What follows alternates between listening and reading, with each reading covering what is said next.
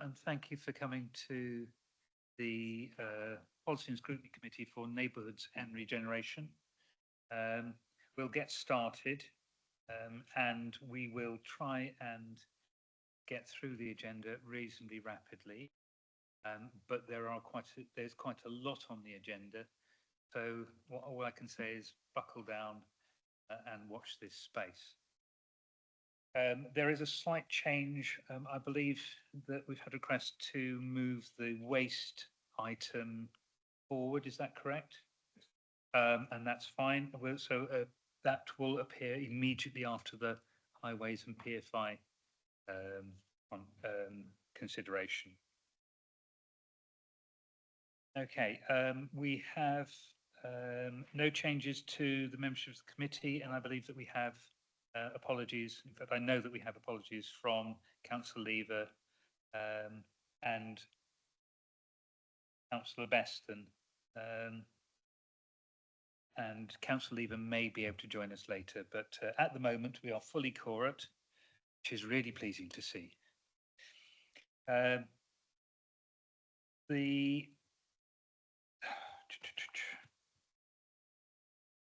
We have the minutes from last time on the 25th of July. Does anybody have any amendments to those minutes?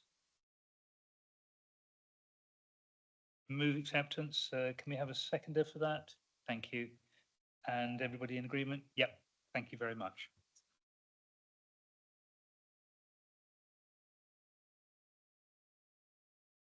Okay, and then I would like to invite members if there are any interest which they might wish to declare in the matters before us this evening. No, we have no interest outside being councillors here. Excellent. Then we have public question time. The gallery is not packed this evening. And I haven't heard that we have had any questions. Obviously, next time round, I'll have to drum up a bit of business in the media. Okay, and there's nobody else putting anything forward. That's good. Right, so we have progress on outcomes and recommendations from previous meetings. The main thing to report on is should be the work that we're going to do on industry of the future. We had an informal meeting. Unfortunately, that was just before a little matter of the Solent CO2 pipeline erupted, and I'm afraid that some of us got a little tied up with that, so that hasn't progressed as yet. It will do so prior to the next meeting. Does anybody else want to make any comments on that? Okay, fine. I think that we've probably covered most things there. There is one minor thing coming out of the minutes. Sorry, there's an awful lot of feedback here. It's bad enough hearing me once, but hearing me twice is really not good. Yeah.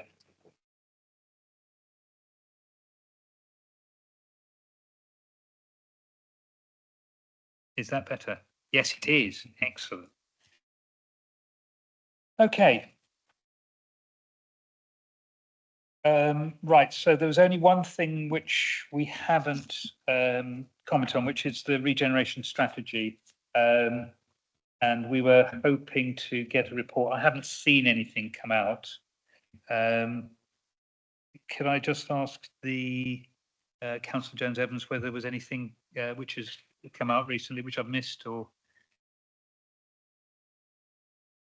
That's fine. I put you right on the spot. Sorry. Page 6, paragraph 56. Yeah, it's in the minutes. It says regeneration strategy, where we recommended that a written report be provided.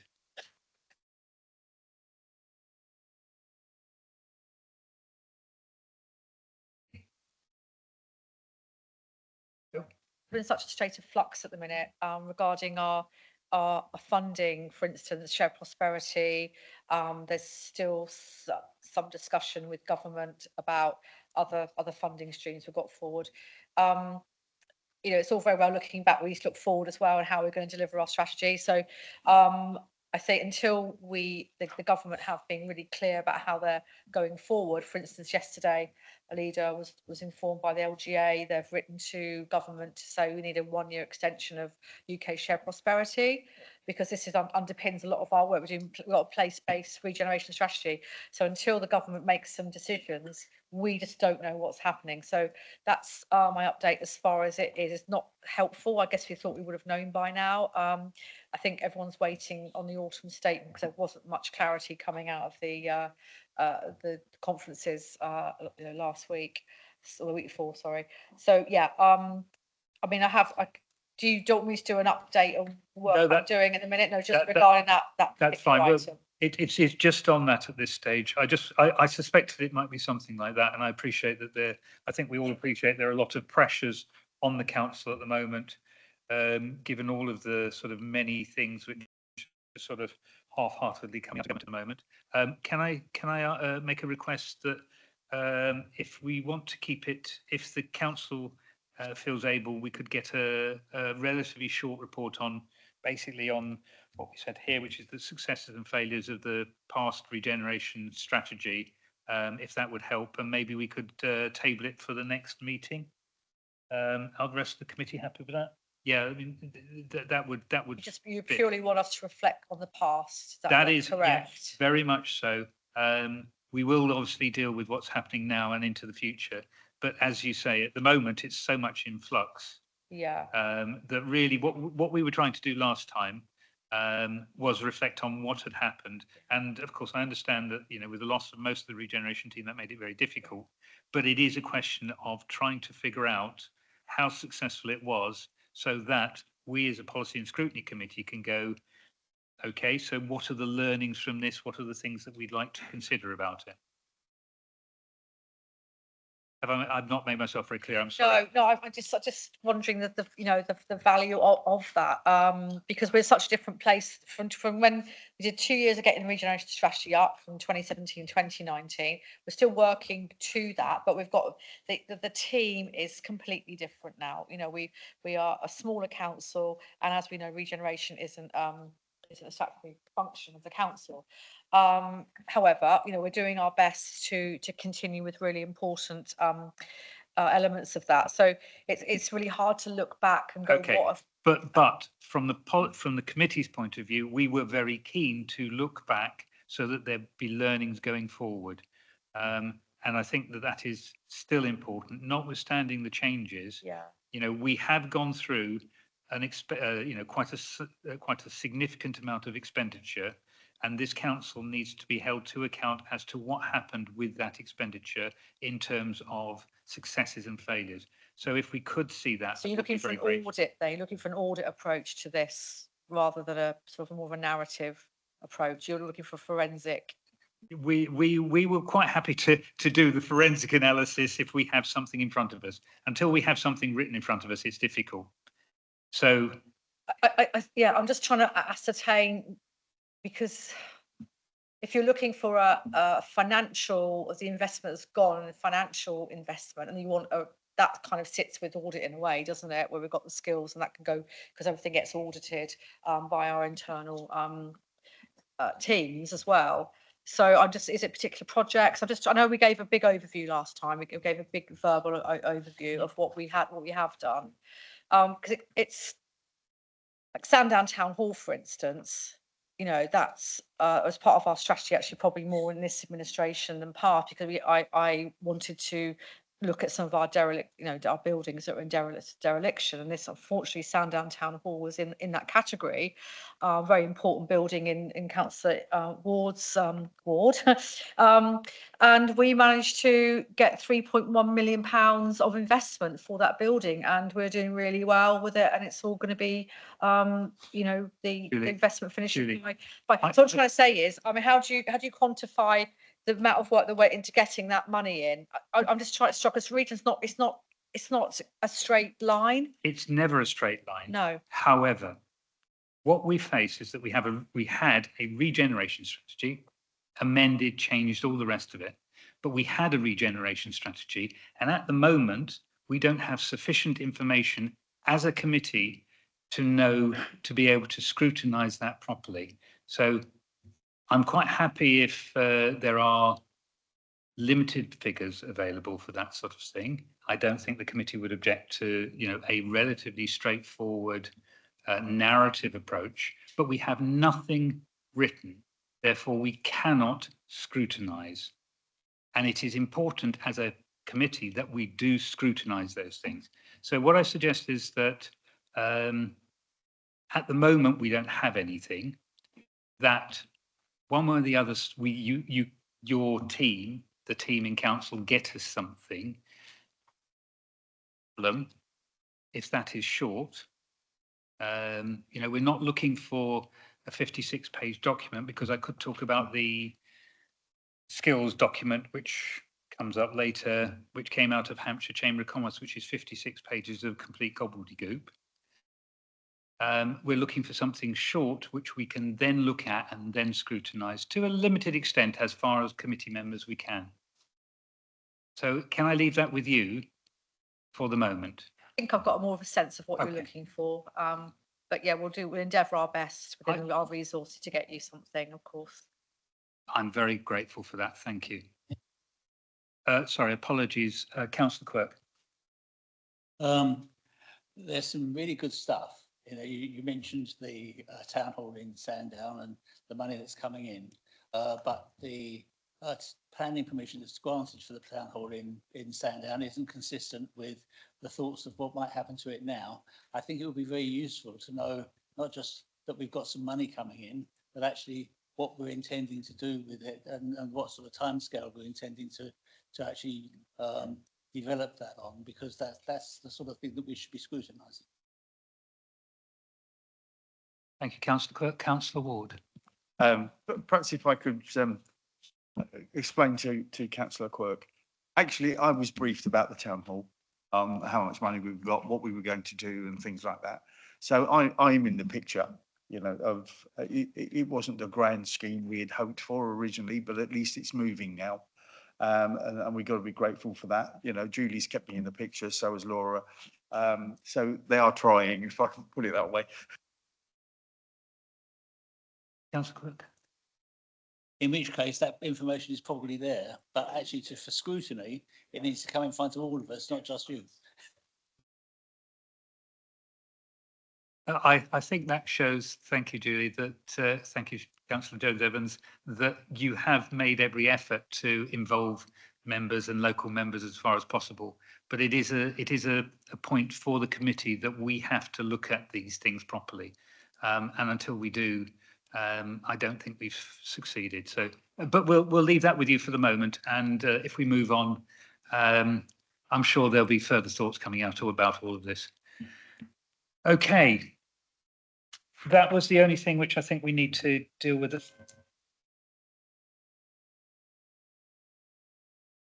I think the machinery is telling me to shut up now, let alone anybody else. Right, so if I can move on to item 1, which is the highways PFI scrutiny.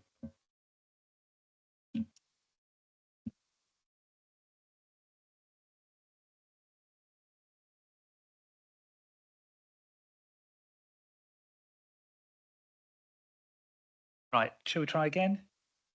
Okay. I'm not sure whether I should just speak very, very slowly and softly and try and fool the technology. We come to the highways PFI report. Well, I'm sure that my colleagues from past experience will have already looked through this quite carefully.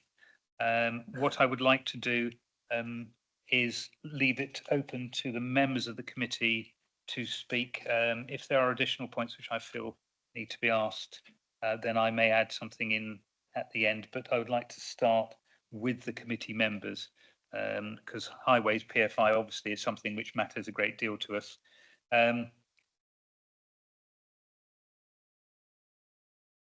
Colin? Yeah, Chairman, apologies, I won't speak too much, which I think lots of people will be pleased about because of my voice at the moment. I'd just like to introduce Rob Gillespie from our Island Roads contractors, that for people that haven't met Rob before. And Michelle Love, who is our new service director. Well, I say new, she's been with us now at least 6 months, service director for highways and transport. I just thought I'd make that introduction before we move on to the next item. I appreciate that, and we'll take answers from anybody who can give us a useful answer, and all three of you are quite clearly well able to do that. So if we go round the councillors for questioning, shall I start with our Vice Chair, Councillor Quirk? First question, in the first appendix, it's got a list of some of the 54 rectifications of sort of more major rectifications of roads. I was just wondering what the criteria are for selecting which roads are getting the prioritisation.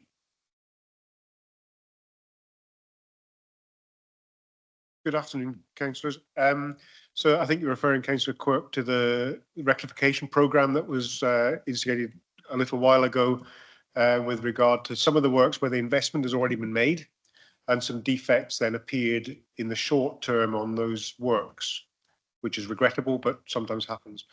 So the criteria for them were they were out and surveyed all the sites that had been done, have been completed and invested in through the core investment period, and those defects were logged and noted, and then investigated and then prioritised. So, with regard to your specific question on prioritisation, they tend to be prioritised based in the type of defect that they are, because we have different ways of treating those different types of defects. So they tend to operate in programmes of specific types of work. So if I give you the example of if a crack has appeared along a road, quite often caused by clay shrinkage and expansion, that type of thing that happens on rural networks, then that will be packaged into a programme which will be done all at one time in good weather conditions.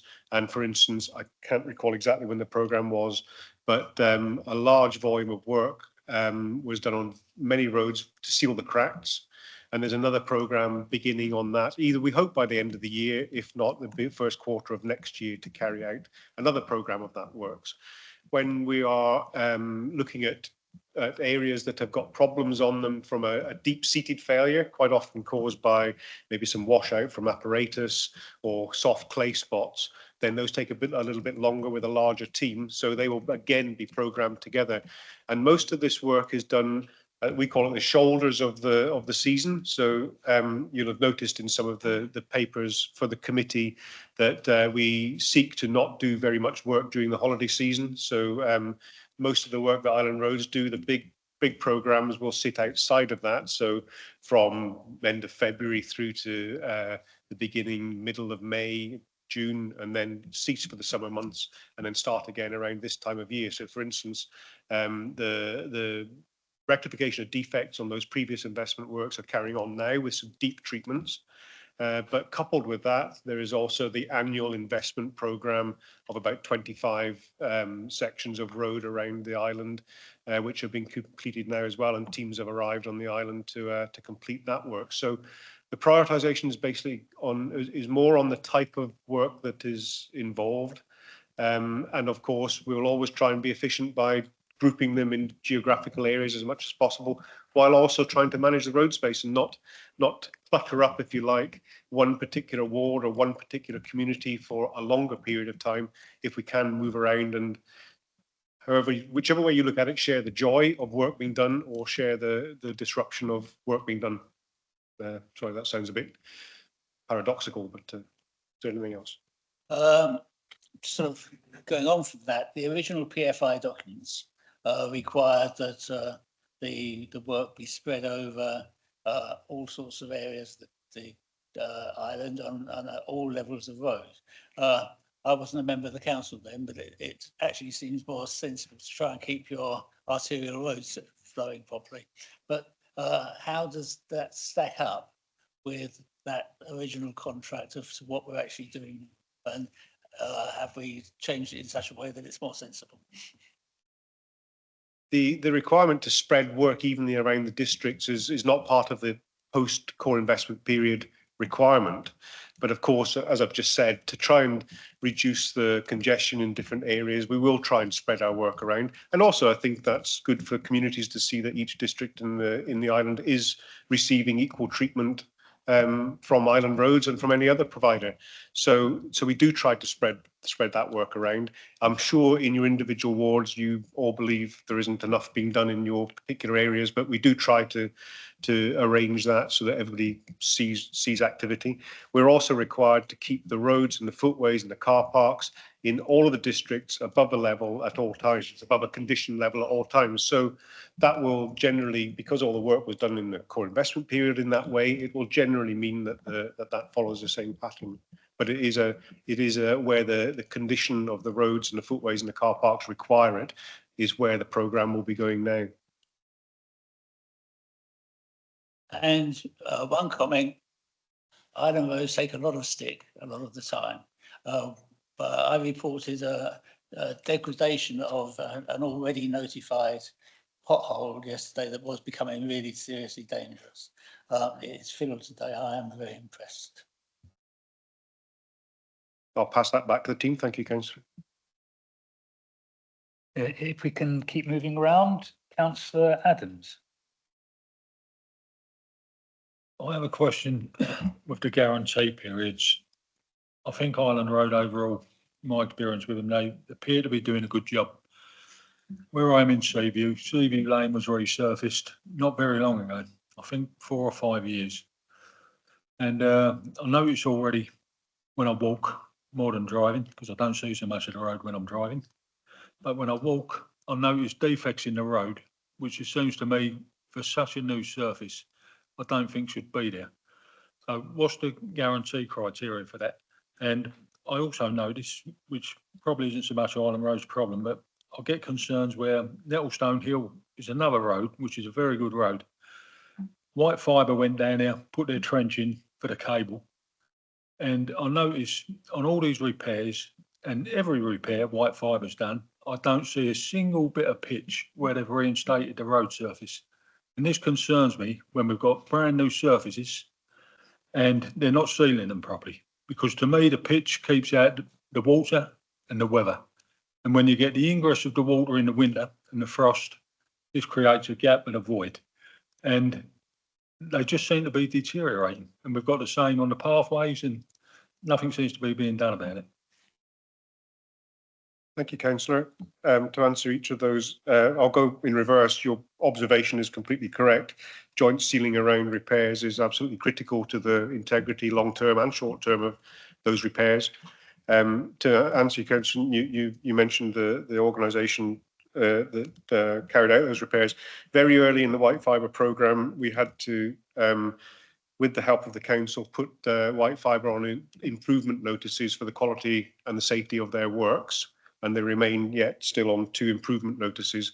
But as part of that programme, they did improve. So all I can think is that in Nettlestone Hill, as you've mentioned as an example, that may have been early in the programme because that was a particular fault that they were incurring, which we got them to change. So certainly later works, I say later, quite quickly in their programme, they improved their quality. They changed some contractors and the quality of late has been a lot better, although it hasn't still yet been quite good enough to remove them from the improvement notices.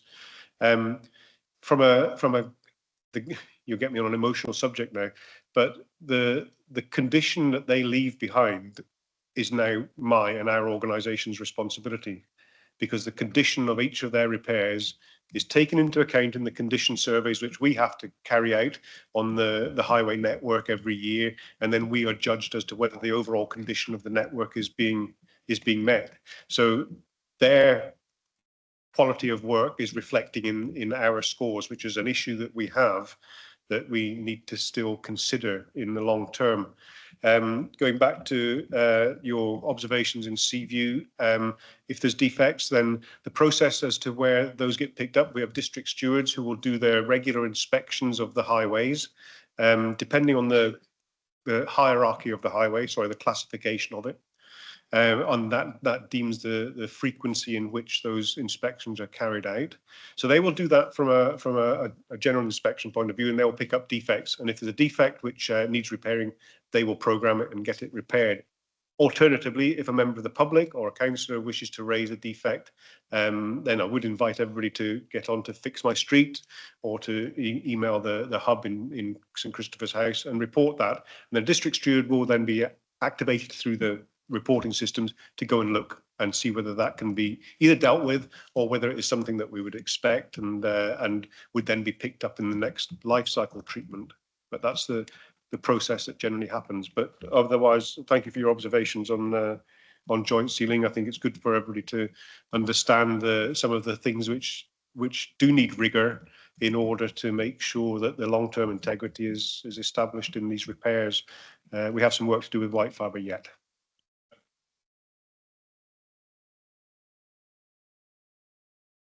Do you have any other comments at the moment, Councillor Adams? Thank you very much for that. Councillor Love. I've got loads of questions. I could ask a million questions about this report, if I'm really honest. I recognise right immediately that, you know, the roads, everybody notices our roads. All the public use the roads. They all use the pavements. Everybody picks up on highways all the time. And there are lots of, well, what might seem a small issue to me is a big issue to somebody else, whether it's a pothole or a gully or anything really. But I want to stay in the strategic area if I can. I want to ask some questions. I'm going to pick up on a question that you've just asked, Councillor Adams, about white fibre, but that's the only local question that I want to ask. In my particular ward, 90% of the island road, the white fibre making good after their work failed. It was reported, it was clearly reported and administered. What I want to know is what you have done in order to address that 90%. What action have you taken? Because you're responsible for ensuring that their work is fit for purpose.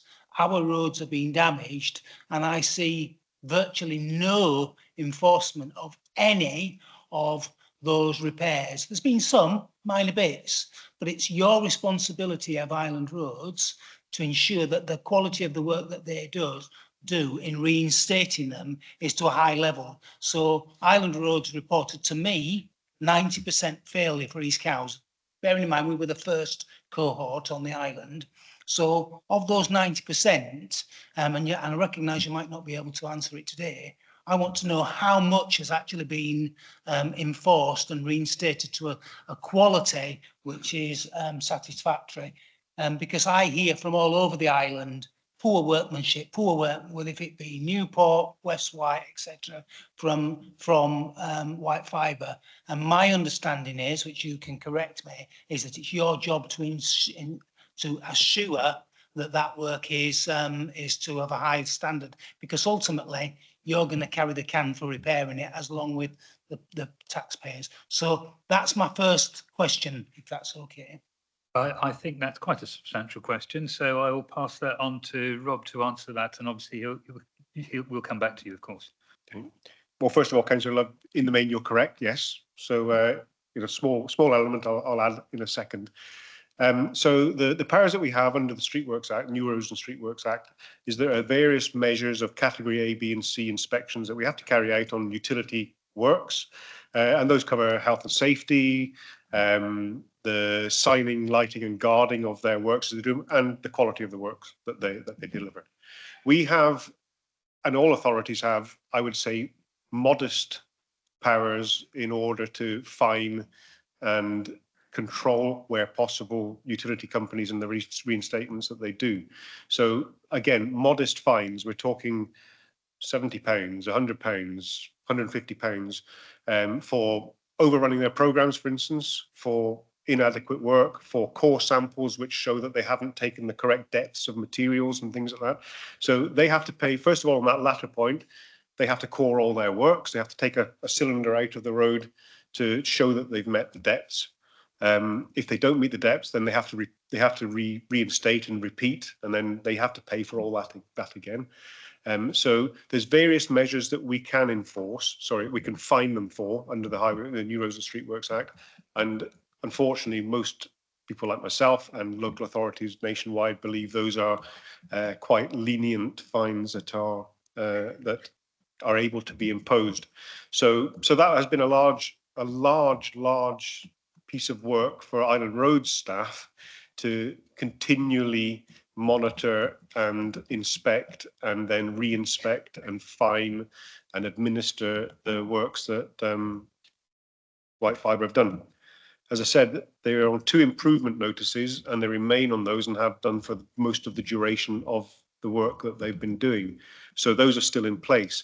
What are the teeth with regard to those? Well, that's where some of Island Road's responsibilities cease, and we are not allowed as a proxy to the local highway authority to enforce against New Roads and Street Works Act failures other than the fining mechanism that we have available to us. So enforcement against, significant enforcement against White Fibre would be something we'd have to work with the authority to put in place. Thank you for your response. So what I'm kind of hearing is that we've got virtually no powers. So even though they've been given improvement notices to improve those roads, apart from fining them small amounts of money, we've got virtually no powers whatsoever to reclaim the hundreds and hundreds, if not millions of pounds worth of damage that they've done to our roads, where they don't come up to scratch. I mean, we can see it's not just about the depth of the tarmac. That's an issue for you. For me, it's the joints where they've actually joined. They've cut into the road, and we can see those all leaking now and causing all sorts of problems, which cost you money and cost the taxpayers money. And I'm saying that that's not satisfactory. By the way, I'm not blaming you. I'm saying that my understanding is, from the information that you gave to me, your teams gave to me, is that it's about 90% of all of the reinstatements in these cows in the initial had failed. And I'm saying to you, how much of that has been addressed in replacing it, because it has a cost implication to everybody. So if I can just leave that there, and I'd like that to come back as a written response. I'd like to know what the percentage is, please, of their failures across this island, because we won't localise it, we'll take it across the island for reinstatement. So I want to know how many notices have been given for failures, how many have they actually reinstated, and if they've been fined, can we know how much they've been fined? So I think that's really so. But I don't want to, because that wasn't really what I wanted to come in here, because I wanted to talk about the strategic stuff. Obviously we're in a process of a contract that's been issued with you. I'd kind of like to know in a bit more detail how much of the contract you've actually delivered in terms of delivering the 700 and so many kilometres of road. And the reason I'm asking that is because actually you made quite an important statement earlier, Councillor Quirk, about how do you choose what roads. Because, and this is not, I'm not being critical of towns. I can go up to West White and I can walk down some very narrow single lane roads, which are, in my view, C roads. There's no such thing as C road, but C roads, which are being completely resurfaced. But I can walk through Newport or Ryde or my own town outside where people's houses live, and I can see an appalling state of roads that have not been resurfaced and need to be resurfaced. So your question earlier about how do you choose roads is actually quite a pertinent one, because it seems to me that whilst I'm not saying those country roads don't need some resurfacing, I'm saying the roads which I request to be resurfaced don't get resurfaced, and I don't know why, because they're in an appalling state. But yet I see people in East Cowes resurfacing pavements this week on one side of the road that don't need resurfacing. They're in pretty good state in comparison to some of my other pavements. So your question earlier about how do you pick and choose is a good one. I would have thought that if you were going to be resurfacing pavements in West White or Newport, you would have said to the local member, actually, we'd like to do some resurfacing in your area. Which pavements would you categorise as need to be done first? Because we know what needs to be done. So whereas what's happened is, and I don't know how, I'm trying not to be critical, I'm just saying that there doesn't seem to be any logic sometimes to some of the roads that are resurfaced and some of the pavements that are resurfaced. But if you were to ask the local members, by the way, on our programme this year is going to be 200 miles of public service pedestrian walkways resurfacing. And we were planning to come to East Cowes to do X sections. What sections would you do first? Now that would be really, really helpful, because I would be able to say that's desperate, that's not desperate.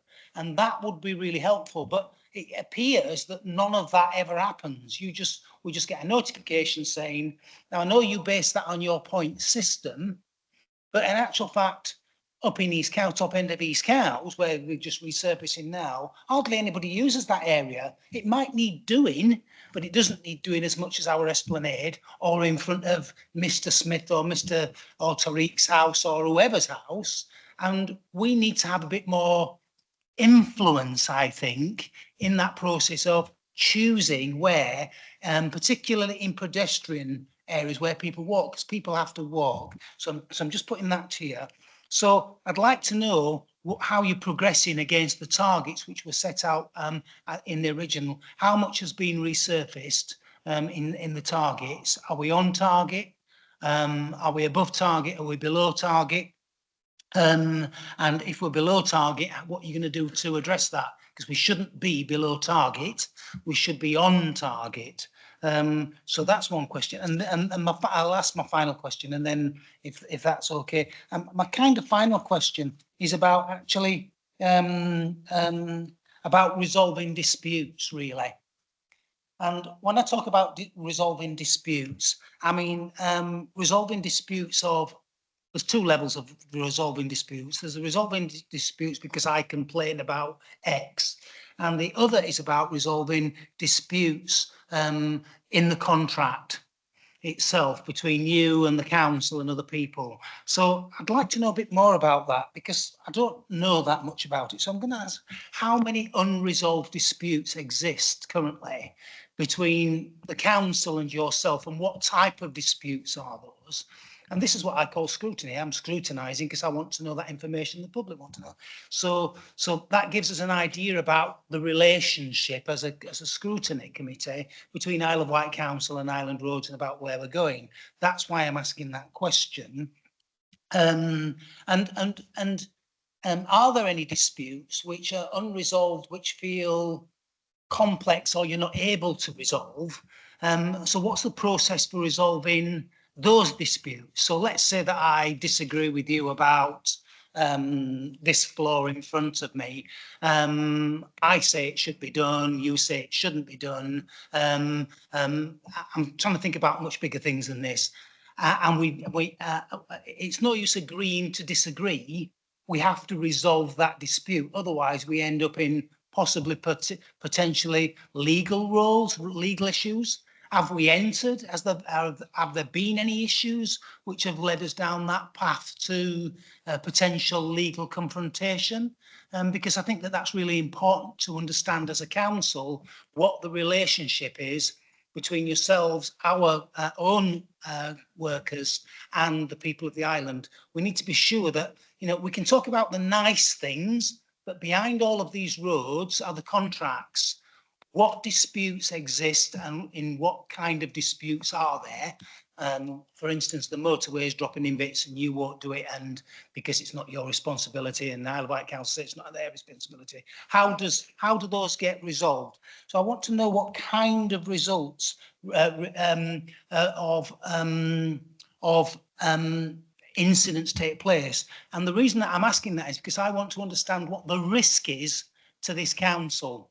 In terms of, you know, we've spent X amount of millions of pounds. It's not just a risk to the council, it's a risk to you as well. And I want to understand in Scrutiny what that risk is to the population of this island. So there's a risk that Leeson Road might never get rebuilt, which is not, that's not really the issue that I'm talking about, but I'm using that because it's in the public mind, okay? But so I need to understand what the risks are with our contracts with you, because obviously costs go up. The contract was written a long time ago. There will clearly be disputes about what is affordable, what's not affordable. And then there are other risks, such as, well, outside of the contract, we want to build a new road, for instance, in West White. How much is that going to cost? Is there a risk that it's outside the budget?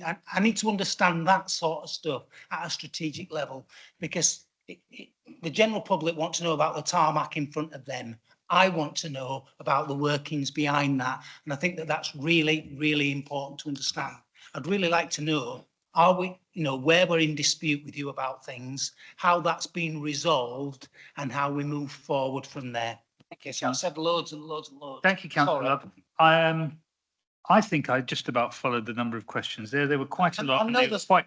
And I'll accept some written response, because I think actually written response is good as well in writing. I will pass that over generally to the highways team and obviously to Island Roads as the PFI contractor. But there are, I think, 4 major questions there, unless I'm mistaken. You've probably been scribbling. So if I pass over to Colin Roden, I'm sure that he has an immediate response, and then there may be some extensions of that from other members of the team. Can I just come to the final bit that Councillor Love was talking about, which is about disputes. There is a dispute resolution procedure within the contract. So if there is a disagreement with Island Roads over a contractual point, whether they should be doing something in a particular place, or whether there's a contractual issue that has a disagreement, then we follow that dispute resolution procedure through the contract. That originally starts with a consultation process, an exchange of letters perhaps, or an exchange of views on what that issue might be. If that's not resolved at that stage, then the next stage is to go through the dispute resolution process, and could go to arbitration, or could go to another form of judgment by a third party. At the moment, we don't have any what you would call disputes. We constantly have disagreements with Island Roads, because that's the nature of a contract, particularly a long-term 25-year contract. There will be different interpretations of what that contract says and what the council think that contract says versus what Island Roads might say in that contract. But at the moment, there are no formal disputes within the contract, within the dispute resolution procedure. Just coming on to the other part that you mentioned, Councillor Love, in terms of failures, I'll pass that over to Rob to answer, because that's more specifically about operational matters and how they deal with failures that you've identified, and in terms of the category of roads as well. Can I just check that? You're telling me that we don't have a single dispute where we're ending up in almost legal courts and legal protracted long. You're telling me that there's no disputes whatsoever? At the moment, no, not formal disputes, no.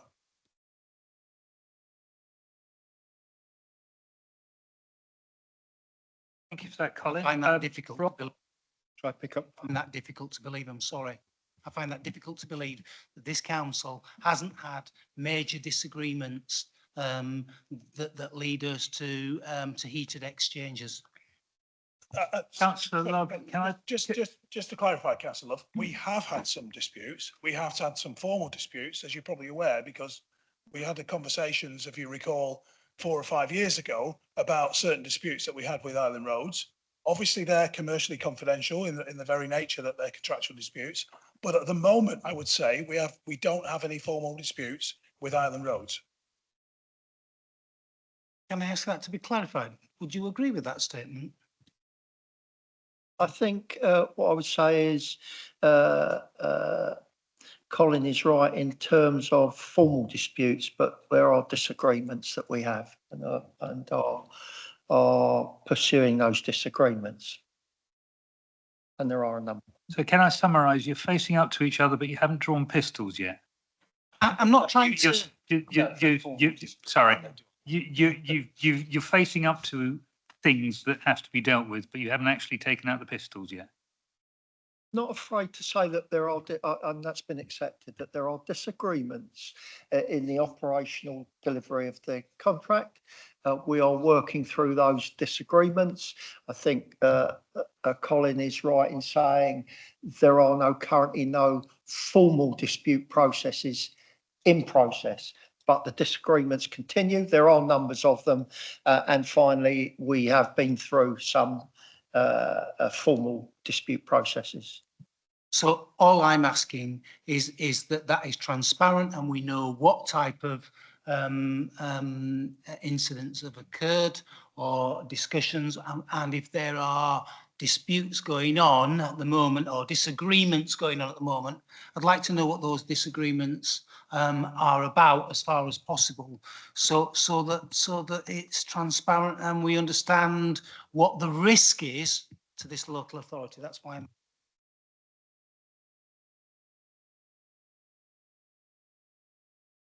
I will pass that over to Rob at this stage, because obviously he can answer some of the other questions, the other part of the questions that you asked. But I think that is a point that needs to be. That's fine. We all know that we are here to ask questions. Yeah, I'll pick up if that's okay. Completely agree with Councillor and John's recount of the legal of any legal situation at the moment. We do have disagreements. These are long-term, very complicated contracts.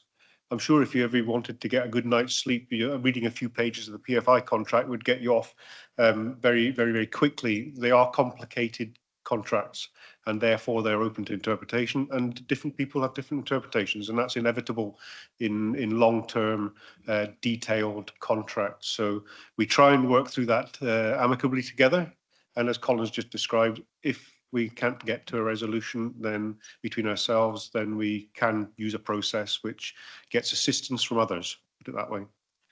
And that is a lot of work for everybody, including all of the council team members, Island Road team members, all people who live and work on the island, who we would always prefer were agreeing, but that's not realistic all the time, and getting to work on the work that really makes a difference for the public. So to go back to some of your earlier points, Councillor Love, you used the phrase, how do you pick and choose the roads? I wouldn't say that we pick and choose. I'd maybe try and describe a slightly more technical process.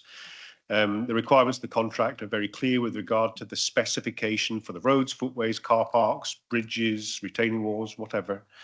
And those are written down. Those are recognised in national guidance, and they're measured in various ways, particularly on the roads and the footways, by a detailed form of annual condition survey, which uses a scanner vehicle and a skid resistance coefficient vehicle as well, and also some detailed visual inspections by trained surveyors, all by third parties, all independent organisations who carry out these surveys, excuse me, every year.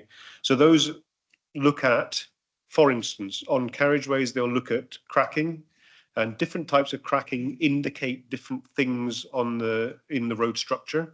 So, for instance, longitudinal cracking over a certain length, or rutting, longitudinal rutting of the carriageway will indicate through those surveys a more structural deformation and deterioration of the road structure. So that will then translate into a different type of treatment. If it is surface cracking with some light surface cracking, that will also be collected, and that may then manifest itself in the public's eye as being okay, not really needing any treatment. But in instances like that, we would also consider that as for preventative maintenance. So you will have seen quite a substantial programme of what we call surface dressing, and those less kind people call tar, spray and chip. And that was carried out very successfully across the island in the summer, and there will be more of that. That process in particular is used to, as you pointed out, seal the surfaces, seal the cracks, make sure the water can't get in. Councillor Adams picked up the same point, that to waterproof the surface and restore the skid resistance. So that's done quickly over large volumes.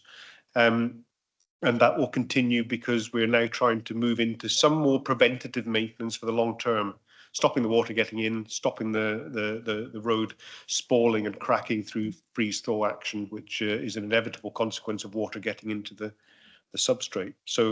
So then the choice of the programs every year, and what I would advocate to every member, because I believe you do get invitations to the asset management workshop every year in January, February time, when you are welcome to a detailed meeting at St Christopher's House, carried out by our network management team, who go through this very subject in detail.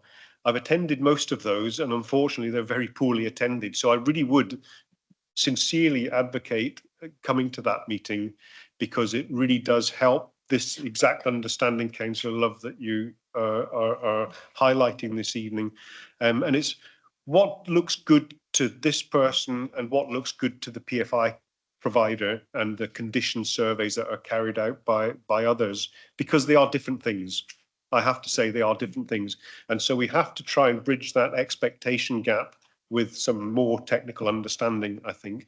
We are being tasked with producing a road network and then maintaining it at a level which is based on the specification, and it is those criteria measured by the lasers and by the visual inspections which don't always necessarily translate to what looks good to a member of the public. Can I just follow up on that just briefly? I mean, thank you for telling me that. What I'm really interested at the moment, because we all have different areas that we're interested in. I'm really interested in the public pavements at the moment. So I can see, I know you have your specifications and your measurements. So I just want to understand, every road on this island has been measured and is measured every year and given a rating. So we've got almost like a grid, if you like, of from the PFI beginning, or from the introduction of that vehicle, it's been down this road every year and measured it on every road on the island. Is that correct? That's the first bit. But my thing with the pavements is that I don't need anybody to tell me that pavement is technically rubbish, because I can see it's rubbish. Now, where there's a slight difference between roads, absolutely no problems. But what I'm saying is, as local members, we know what our priorities would be, because people report it to us, because we walk on them, because we see them. Now, and I'm pretty sure that every councillor in this room would be saying that pavement is worse than that one there, whatever your technical solutions are. So I'm just trying to give a little bit of, if it's at all possible, a little bit more control to the councillors to be able to say that pavement, if you've got 5 pavements that you're doing, can you please not do pavement 6 first? Can you do this one first? And just trying to get, because we know what's under our feet, because we walk them. Now, yes, you have your technical specifications and that's how you measure it, etc.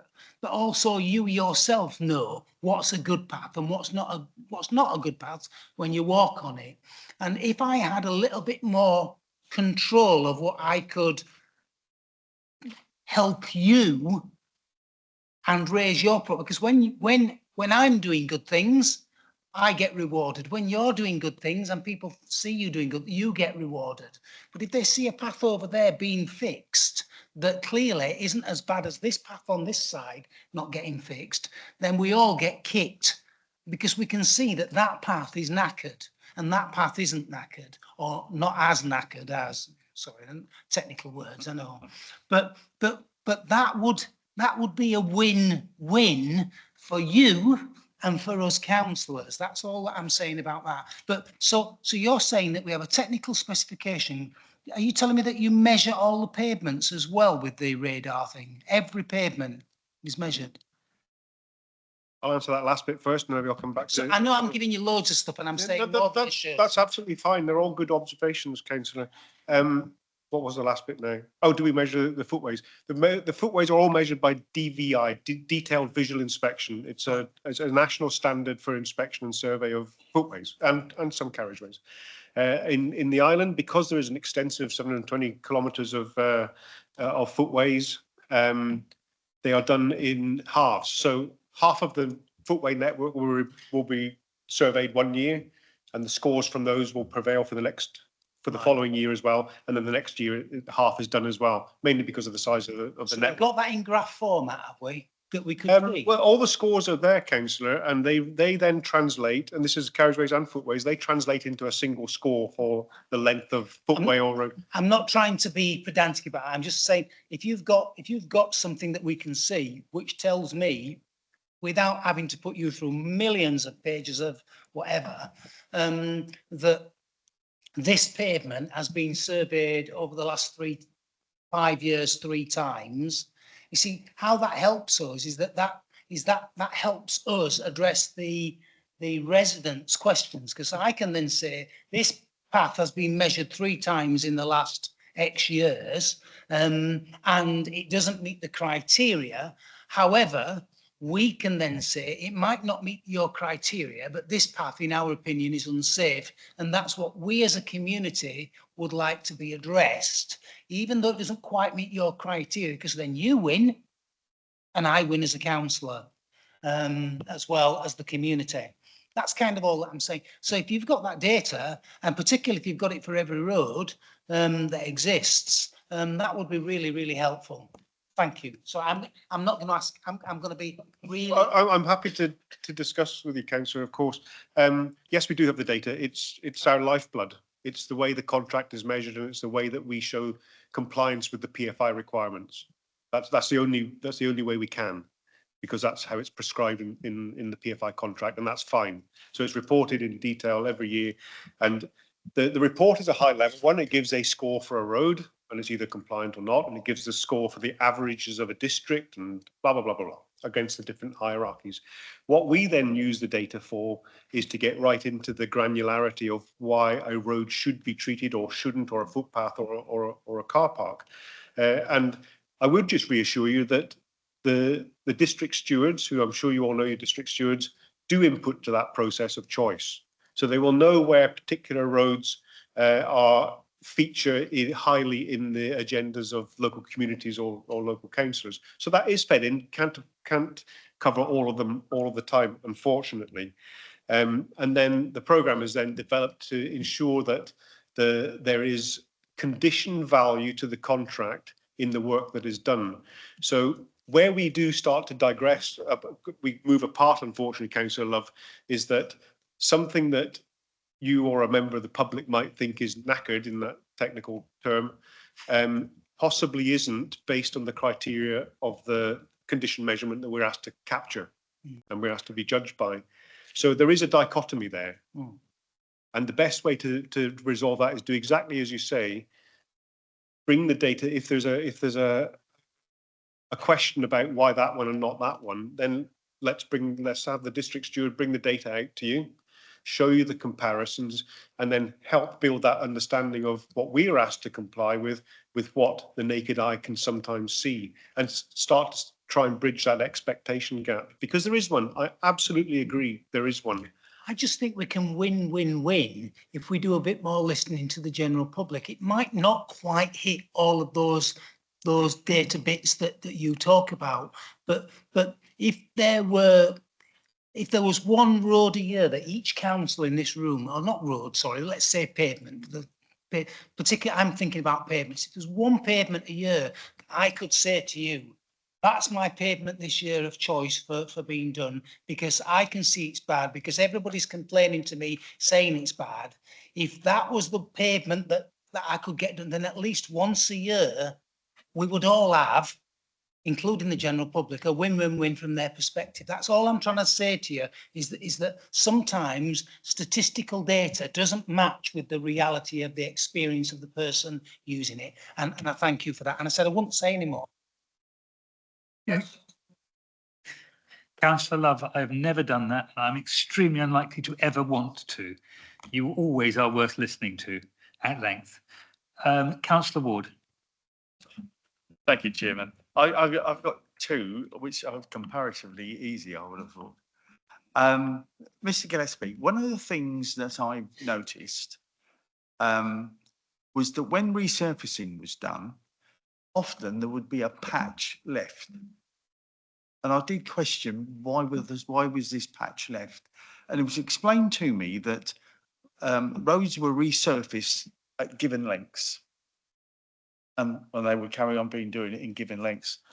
And if the road didn't fit the given lengths, that patch was missed out.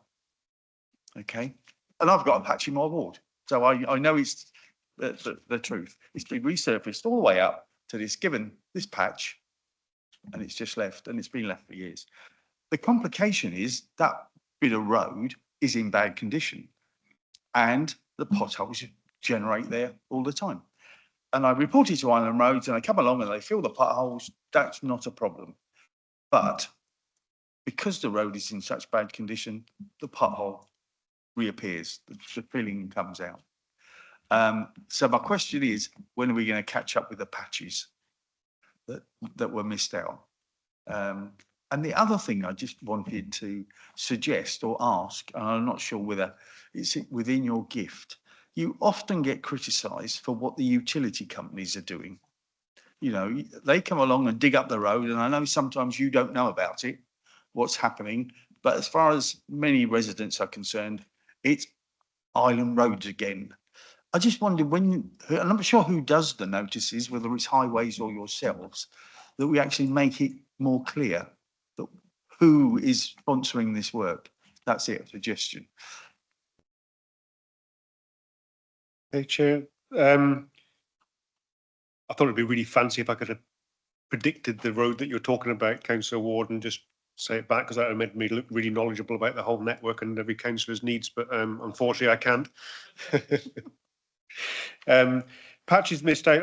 I think what you're referring to, Councillor Ward, is that the currency of the highway network under the PFI is not necessarily the whole road length. So long roads will be split into different sections. Monitoring lengths are called in the contract. So generally 200 or 300 metres. In the core investment period, it was a requirement to only treat whole monitoring lengths. So they were done as a generally worst first, waiting to be shot down saying that, but generally worst first. So those which were possibly not those, so there could effectively be a patch or a monitoring length in between two other ones, two really bad at that time. So basically that. Well, the answer as to when will the gap be filled, it would be when it came onto the programme with regard to it's fallen below a certain score, and therefore by doing it, we need to either stop it reaching the minimum score or carry it out because it's in a condition which will then put the average back up again. So if again, it'd be much easier to with some examples. So Councillor Ward, please let me know a couple of examples, and we'll ask the network management team to go through that with you. Utilities. Hang on, I'm getting of a certain age now as well. I can't quite remember what the point was. On the utility. Yeah. Oh, sorry, the noticing. Yeah. So there's another big subject. But so the utilities have to follow the same process as everybody else and book their space in the road. As part of those requirements in the New Roads and Streetworks Act and the Traffic Management Act, they have to go through certain hoops to book that road space. So they have to provide their programme, their health and safety requirements, the work they're going to do, the duration, within reason, an accurate duration, but they also have to provide copies of the letters that they're going to send to local residents and things like that. I don't have an example letter about my person, but they should do that. They should do that. If we get reports back of residents who are saying they were not aware of statutory utility works adjacent to their properties, then we would like to know about that, because sometimes we can't go and knock on every door and saying, have you had a letter from Southern Water or from BT? We would like to be able to do that. But so what we try to do would be to try and sample whether residents on average are getting the communications they should from the local utility. The type of signage that they use should bear their names. They should be carrying branding that allows residents to clearly see who is operating the highway and not just white vans. And I know, again, that situation probably is not perfect all the time. And then if we do know that they're transgressing on not issuing the notices to households and doing that properly, then again, we can go back and there's a couple of ways. I don't think on that one we actually can issue them necessarily fines for that transgression. But of course, next time they come and ask for road space, then it might be something that we place some firmer commitment and condition on the issuing of the permit, because everybody wants their permits. And those who manage their works really well and help us and help the public by communicating well and operating well, they certainly go through the permit process a lot more smoothly than those who in the past haven't, if you get my drift. So, yeah.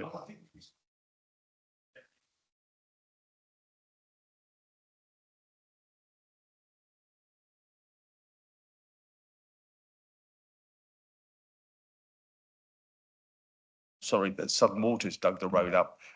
Island Road gets the blame. Just to expand, so the easiest way for the public to find that out, or for you to be able to answer a member of the public's question quickly, is there is a website called Causeway, Causeway One Network, and on it is obviously it's the whole country is mapped, and it will drill down to the individual road detail, and it will have a symbol for every incident of roadworks, and that will then pull up the council that's issued the permit, but more importantly, it will also pull up who is responsible for those works. So if it's not, there's other ways of sort of doing it, but if people do have access to the internet, that can be really useful just to get that information straight off, because as Rob said, it's not necessarily Island Roads and Isle of Wight Council will have issued the permit, but the actual sort of works. Who publishes it in the paper? So That's where the notice needs for road to be. closures. Yeah, yeah, that's where the notice needs to be. It Yeah. needs to be that such and such a road is going to be closed for, between these 4 days, and it's by work for Southern Water. That's all it needs, because they immediately think it's Island Roads. Yeah. So if a road is closed, then it will always say that it. I know. I would love. I'd love to be able to answer your question, like say absolutely. But if a road is closed, because the Isle of Wight Council, as the highway authority, we will always be the ones that close the roads. So it will not necessarily say on those notices that go in the paper that this is on behalf of Southern Water or Southern Gas. Okay. Well, what I can say is that we follow the national legislation. So we don't have control over it wholly, but on a positive note, those notices in the paper, they are under consultation and development because they need to be a little bit more updated and to become digital traffic regulation orders. So there is that opportunity at the moment to look at. They're at the moment they're in testing of the system of how we would issue digital traffic regulation orders, and so we obviously are going to the workshops, etc., about that, and would look to see if there was what additional detail would be included in those TRO notices. Okay. Chair, could I just add one little bit? I would advocate, if you're not, well, it's not like Twitter anymore. I still call it Twitter. If you're not following Island Roads, then we do give details every single day and every hour about emergency closures, particularly which are ones which annoy the heck out of absolutely everybody. And if there is an emergency closure, we will put on it, the middle road is closed because of urgent emergency works being carried out by one of those. And that does give you a reasonably up to the minute programme of that type of work. Not programme, that sounds like it's planned, but it's something it's not. Which is okay, except 50% of this island don't have that kind of technology. I mean, I had a road last weekend in East Cowes, which I reported down which they were doing the pavements.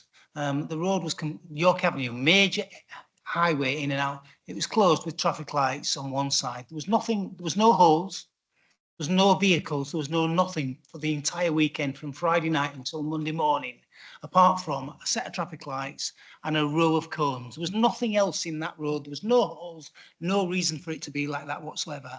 And the chaos that caused my town. So I reported it Nobody did anything about it. I reported that on Friday evening. Councillor Love, you have thankfully brought up something I wanted to bring up later on, so it saves a few questions later on. Can I just pass that on to Councillor Jordan? I'm not going to answer that, Chair, this moment, but if I just add a comment, I don't want to labour this, but it's interesting here because we do it, Ian, for us as councillors, we get our weekly report of roadworks. We know this, and Island Roads manage that very well. We also, that's a really great website, Causeway One, because for those of us that have access to the internet, you can call these up. When you get an inquiry from a resident, you can look up on your phone or if you're at home and say exactly what it is. I think, and it hasn't been mentioned unless I missed this, and we have had these discussions with Rob and his colleagues about emergency works by utility companies, where you don't have the planning. They have extraordinary powers to come onto our highway and close our roads at almost a moment's notice. I think Island Roads, if I'm right, Rob, you have to agree about 10 o'clock in the morning or something for an emergency note, something like that, operation. The point is, these emergency works appear on our roads, in our community, in a way that is disabling to us and our residents, but it's impossible to give people enough forewarning of that. And the second thing about that, I think, if I remember, Rob, some of our discussions were, we discovered that at least one of the utilities, if not all, the island was the highest number of emergency power closures of roads, if not in the country, in the areas where you worked elsewhere. I don't want to labour that point in the same way that we called our ferry crossings the highest cost, but I don't know whether it is or not. The point is, the utilities companies on this island are using emergency powers because it's easy for them to use those powers.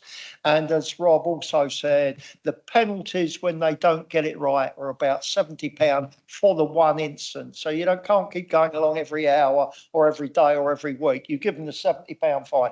Now, if you remember, quite unrelated to this, Southern Water in Kent, I think it was Southern Water, last year said they were fined £93 million for discharge. He said, we'd rather pay the 93 million than fix the problem, right? If you're a utility company, £70 easier to pay if you've got it wrong than put it right. So I'll just sort of add a bit of balance to it. I think Island Roads do very well in managing this. There are some frustrations, I know, also about the diversions. You come across diversions some miles away from where the road's closed, and it's not clear which way you have to go or why the notice is that far ahead. But that's operational. I hope that's helpful.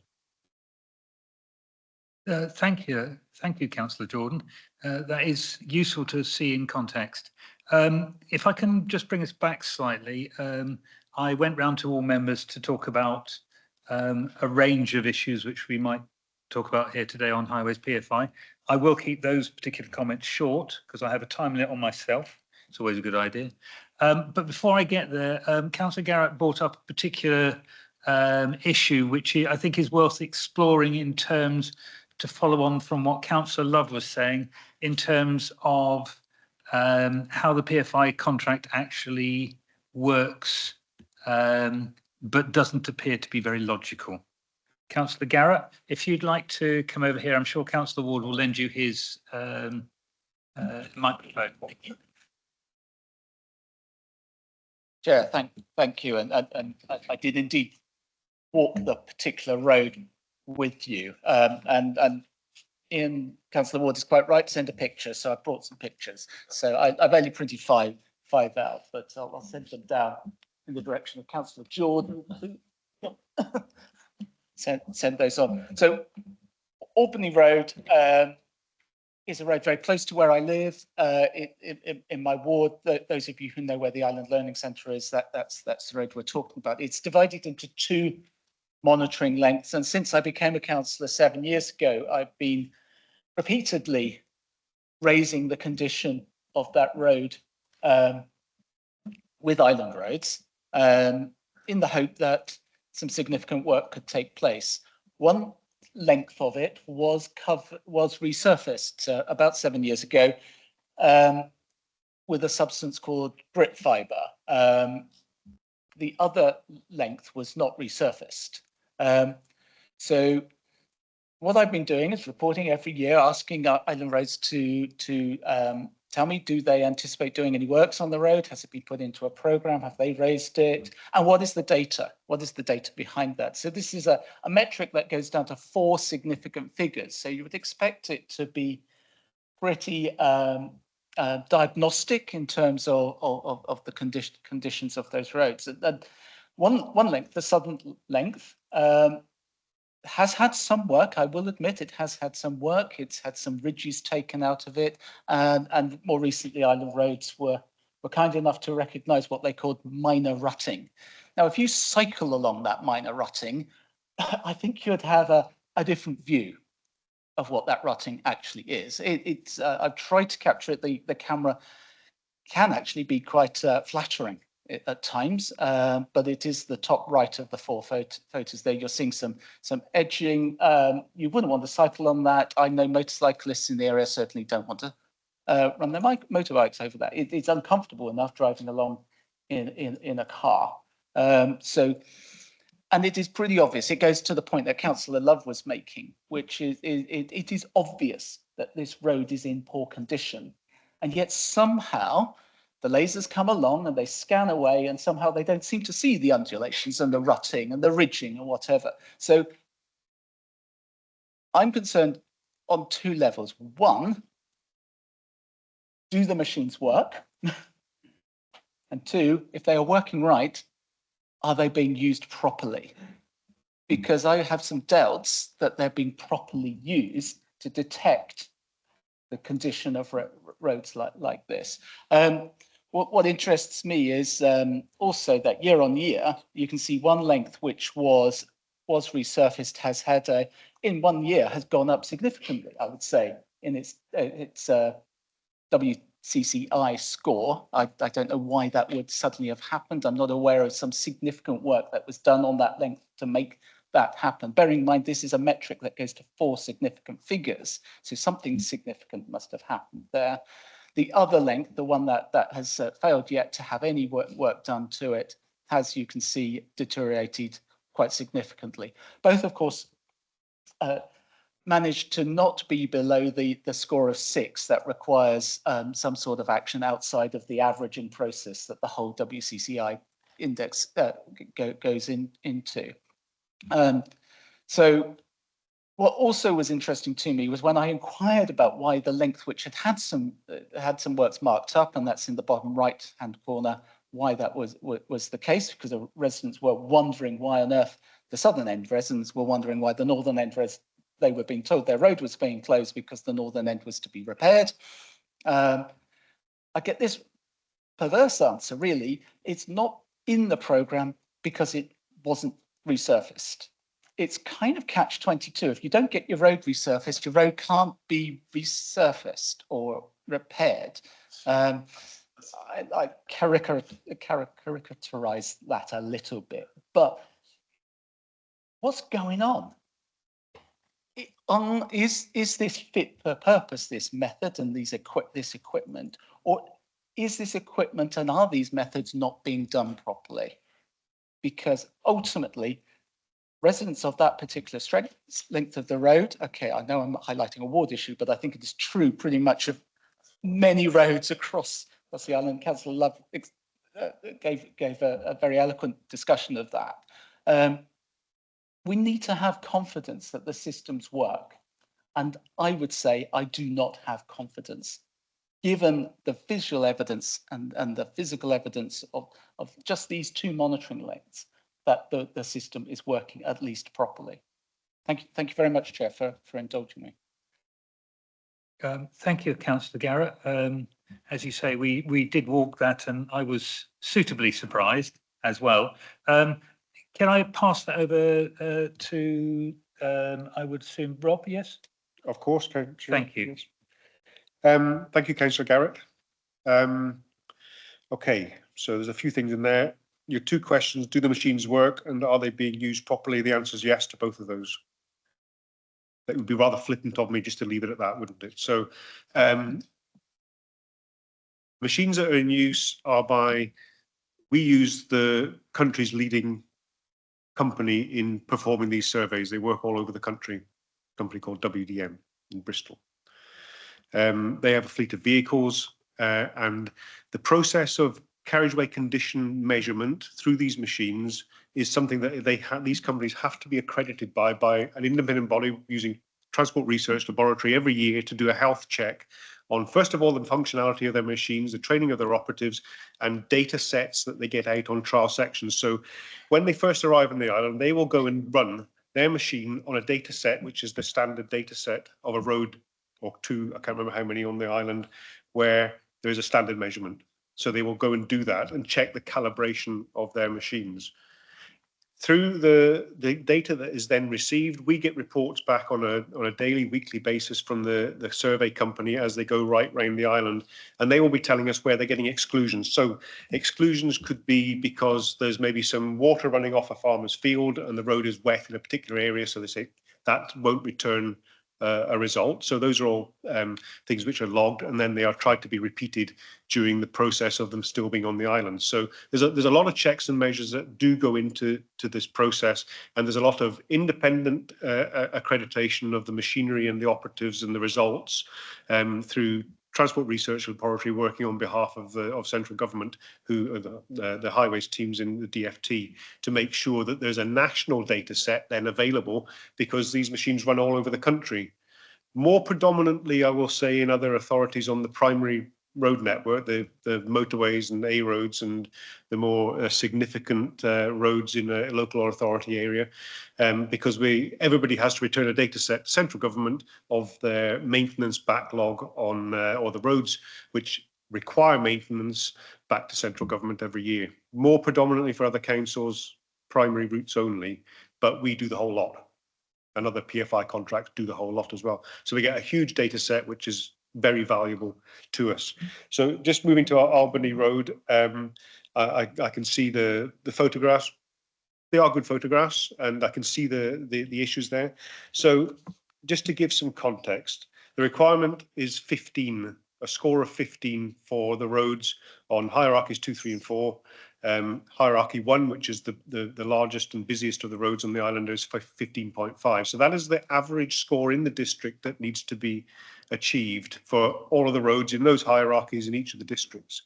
So scores of 10, 11, 12, 13 are below the average. That's clear from that. But in your district or in the district, there will be others which are 19 and 18 and maybe 20. So this is where the average comes into play. You quite rightly quoted the minimum score of 6, which we can't fall below 6, and that's the local authority's safety net, highway authority's safety net of the highway PFI will not allow roads to fall below 6. 6 is a very visible problem. So you would be very justified in saying if something is at 7, you would be seeing something that really is getting to the limits of the requirements of the specification. So you can see on 214, the year has seen a deterioration. Quite rightly, you pointed out that why has 215 got better in the period? If I can't corroborate whether you said that you haven't seen any significant work, so I can't tell you that, but I will take it away as to why that might be. I think the wording, going on to your last point, of the wording of the response that you got, when I read it, I don't see it as obtuse as you did, Councillor, with respect. The second paragraph, or the first paragraph of it, refers to the rectification programme. The second paragraph is therefore referring to that rectification programme. So it's not within that programme that we talked about. I think maybe we talked about it before you arrived. So it isn't in that programme. Doesn't necessarily mean to say that it's not in the programme on a wider sense. So I would have to check that. But while not wishing to disappoint, because I never try to disappoint, I was always told that you come to these meetings to try and disappoint people equally.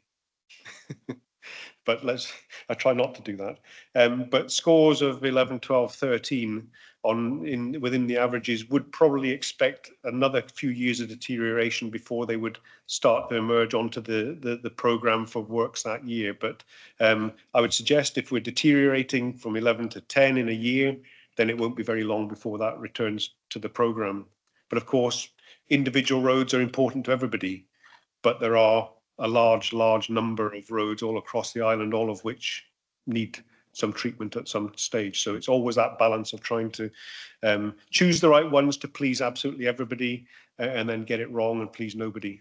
So we try to find the balance in between. But I can assure you that the integrity on the measurement, the quality of the company that we use to do that, and the interrogation of their accreditations and their quality of machine and workmanship is challenged every year, not just by us, but by others.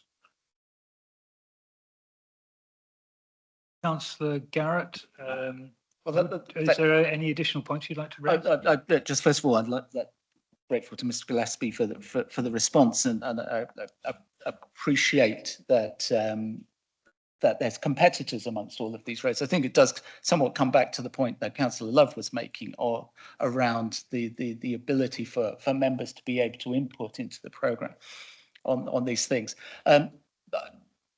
Don't want to over dramatise it, but I await the sinkhole appearing in Albany Road, which should then lead to some form of work. But I find it really difficult, though, to say that I have to go back to a resident and explain that the reason their road is not going to get any attention in any significant way, and hasn't had any attention in any significant way over the course of 7 years that I've been a councillor, is because it hasn't had any attention in a significant way. And that's how these things do read. So it is about the communication side of things, perhaps as much as anything else. But I'm also skeptical that the scanning device is not picking up the undulations in that road. So presumably it's something I can find the specification as to how these will work and what degree of deviation from curvature on the camber is required to throw that up.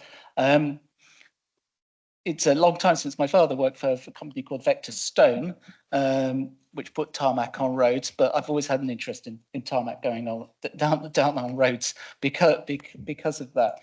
And I think what Island Roads will need to do is work on figuring out exactly when a member is highlighting something, and perhaps actually, I know the district stewards do go out, and I'm very impressed with the district steward in my area.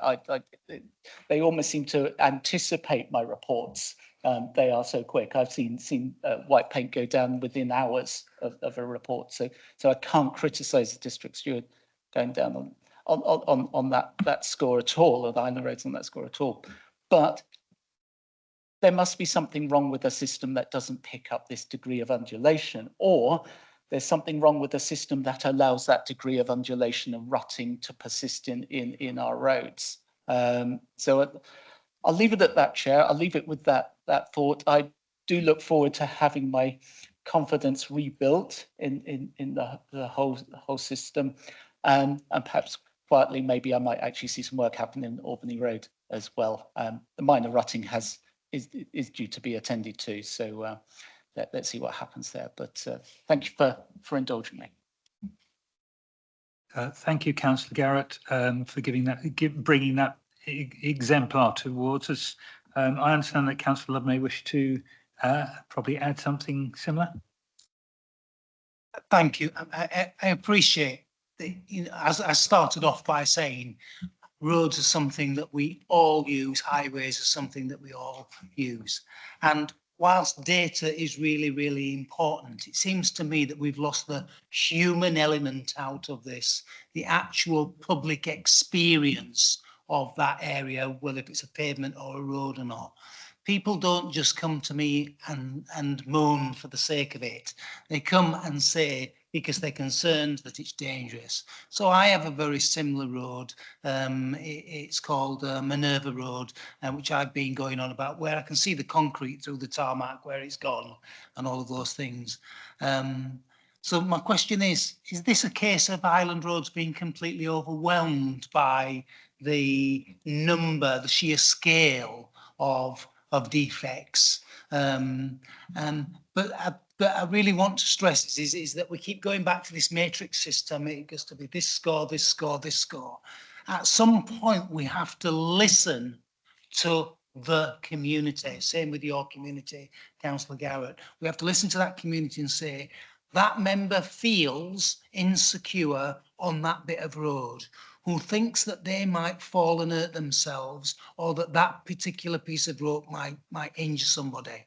And that in itself, never mind what the state of that road is, whether if we agree or disagree, that in itself creates anxiety and concern for that area, which means that then people avoid it. Now I ride my bicycle too, and there are some roads which are just unbelievable, to be honest, on bicycles, and single track vehicles such as bikes and motorbikes really are vulnerable to these things. But I just want to re-emphasize, I think we are, there's obviously a very, very heavy reliance upon this matrix. And I'm saying it's not just about the matrix, it's about your experience of walking down a pavement which you feel unsafe on. And perhaps if we were to blindfold people and ask them to walk down that pavement, and I'm happy to do it with you, I'm happy to blindfold and walk down that pavement and tell me what it is that you experience, then we might start to get somewhere in terms of the human element, because not everybody has the visual impairment to see these defects. And obviously, Thank you, Councillor Love. Yeah, sure. I think there's probably not really a question there which you can specifically answer, but there is a mood among councillors generally, which actually we referred to in the sort of the questions which we put forward before the meeting. So I will. They've made the point rather more clearly than I ever would. So we will be able to keep that shorter, I'm glad to say, unless you want to sort of make a particular comment about at this stage about what's been said. I'm sure that we'd be quite happy for you to take that away and consider it. I think, Chair, all I would say is our team does empathise with the public. Our team are the public. They all live on the island. They're all part of a community somewhere on the island. And they do understand that. Nobody goes out to try to make their neighbour's life hell from Island Roads. They don't. Where the requirements of a contract meet public expectation is the interface that we need to try collectively to resolve. And Councillor Stewart asked, how can this committee help improve the PFI and maybe the public experience of the PFI? And that would be one area I think would be very well time very well spent, is to try to understand where the expectation gap is, put some, dare I say it, technical background to that as to why it is or isn't, and discuss those points. And then if there is, working with Michelle and Colin and colleagues, if there is a way of addressing that type of issue and flexing within the contract to allow that to happen, then yes, please, let's all look at it, because genuinely, I would rather come to your committee and I would rather go to public forums and meet people who are delighted by our service rather than most of the meetings I go to, to be fair. And that's what people do strive for. We can't do everything all the time, unfortunately, and any contract has its finite limits. And that was how PFI credits were provided to the island, with a limit by central government. So it buys a certain thing. Let's make the most of what we've all got. We can try and do that. Oh, sorry. Thank you very much for that.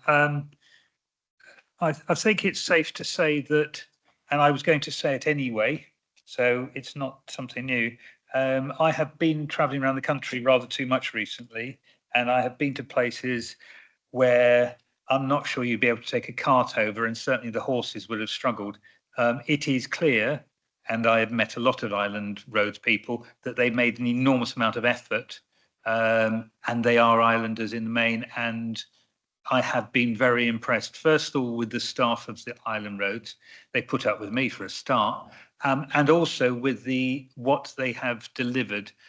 The roads on the island in the main are very good, as are the footways. What you will hear is what we see as things that, as it were, fall through the cracks. There are a number of things which I want to raise. I will keep those short because I know that other people have other things to do. So if you will indulge me, colleagues, if you think I'm going on too long, please tell me. I'm sure you will. Right, we start with a very brief comment on page 16, which is the Forest Road, White House Road, Newport Junction. And it is something which I know that the leader is aware that a lot of members are interested in. What's always struck me with that particular issue, and I don't know there's an answer to this, there won't be an answer to this today, why has it never been properly considered as a speed limitation area? That's particularly the Forest Road, White House Road, Betty Horn Lane junction, the Bittle Cross junction. It was raised in full council. It is an issue. It is a particular problem in West White. I just wondered, as I said, whether there is a possibility of simply reducing the speed limit and maybe affecting it in changing that in some way. I won't ask for an answer on that today, but if you could, if highways and possibly island roads could take away and just possibly give us a short formal answer on that, that would be fine. We'll ignore that one and that one, apart from the fact it was health and safety, and I'm really pleased with a son who worked on motorway roads across on the mainland, that health and safety is for the staff of island roads is so important.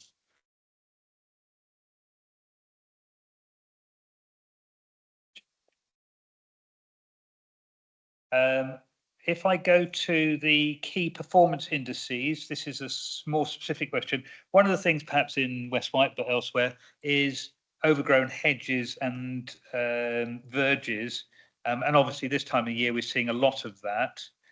Is there a specific performance indices on what you might call vegetation restricting the roadway?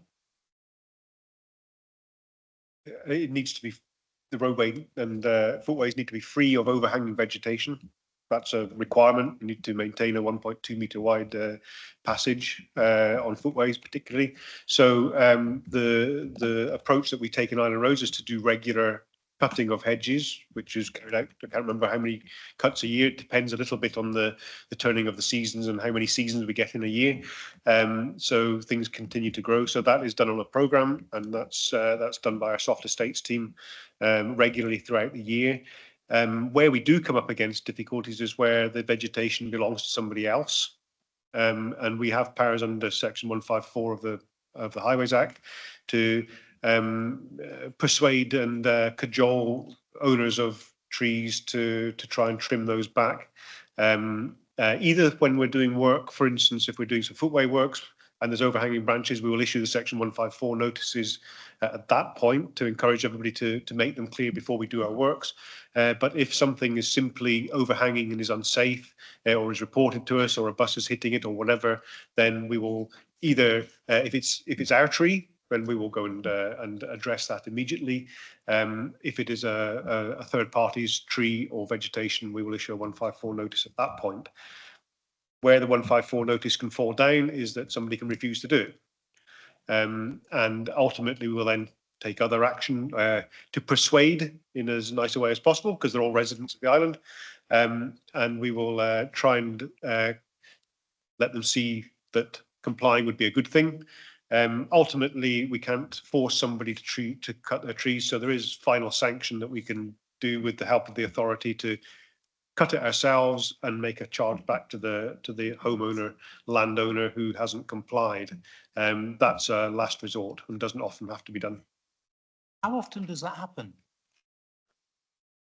Probably more often than I'd like, councillor. It can become difficult, especially where there's discrepancies about who owns what, and unfortunately that happens quite a lot on any local authority highway network. Somebody will just say, well, they're not mine, and then you start entering into quite a long bit of dialogue, which is frustrating for Michelle and Colin and myself, because we end up in very protracted processes. It can be about trees, it can be about walls, it can be about many things, and if somebody wishes to say no and contest something, then that takes us into quite a long process, unfortunately, which unfortunately doesn't help the public amenity at that point in time. I couldn't give you a figure as to how often it happens, councillor, but it's probably more than any of us would like. Thank you for that, Rob. I appreciate that. Right, the next one's really easy. I'm actually going to help you a bit. Your key performance indicators under council inquiries mentions members of the European Parliament. Unfortunately, from my party's point of view, we are no longer part of the European Union, so you can take them out. You won't get any inquiries from them. Sorry, that was a sideline. Right, moving on. There were 4 things which we generally, as councillors, were asking about. And one of the things was, and it's labelled here, how to improve the approach to keeping roads and facilities open. And we all have examples, so I won't ask for examples. One of the issues we see is, and it comes down to roads being closed, regardless of whether there's anybody working there or not, especially on weekends and evenings. And secondly, where we see roads closed, where the actual road is not closed, it's a side road, or it's much further ahead. And I understand, and I have spoken to your colleagues in Island Roads who've tried to be as helpful as possible. But at the moment, what I have seen for the less than 2 years that I've been an elected member is that this repeatedly comes up and absolutely nothing has improved in that period of time. And my fellow councillors who have memories going much further back than mine may be able to sustain that as well. Is there some way in which Island Roads can improve the signage to show, to detail which road is closed and or where? And secondly, whether we could make it possible for Island Roads to remove signs when there is no work going on and the road is free. It may be that there is a one-way section for a brief period of time. And I will give you one example because it came up yesterday and I was repeatedly battered by locals, quite understandably, in Porchfield, where the Porchfield Road was supposedly, the village was supposedly closed off, but actually access through 2 of the 3 roads was entirely possible. And that has a direct impact, as it will elsewhere, on the businesses that we utterly rely on as a community. So those are the 2 key things. And I'm happy if you take those away and consider those, or if you have a particular comment to make at this stage. I can give a couple of quick comments, Councillor Stewart. Roads continue to be closed or traffic management up at weekends when there's no work. That would normally only be because there is some restriction or some unsafe areas which are yet to be completed. But I will certainly take that away and look into it. If it's with third parties, utilities and things like that, we can put a certain amount of pressure on them to break down their roadworks, reopen and then reclose again on Monday morning, but that's not always successful. Road closure signs on a road that isn't closed now, you've landed on one of my pet hates. That is actually the specific, that is actually the national guidance. You have to put the road closed sign at the earliest possible time for somebody to deviate from that route to avoid. But it doesn't always relate to the road that is actually closed. So as I travel around the country, I see lots of authorities not doing that, but certainly in where I live in West Sussex, they do that.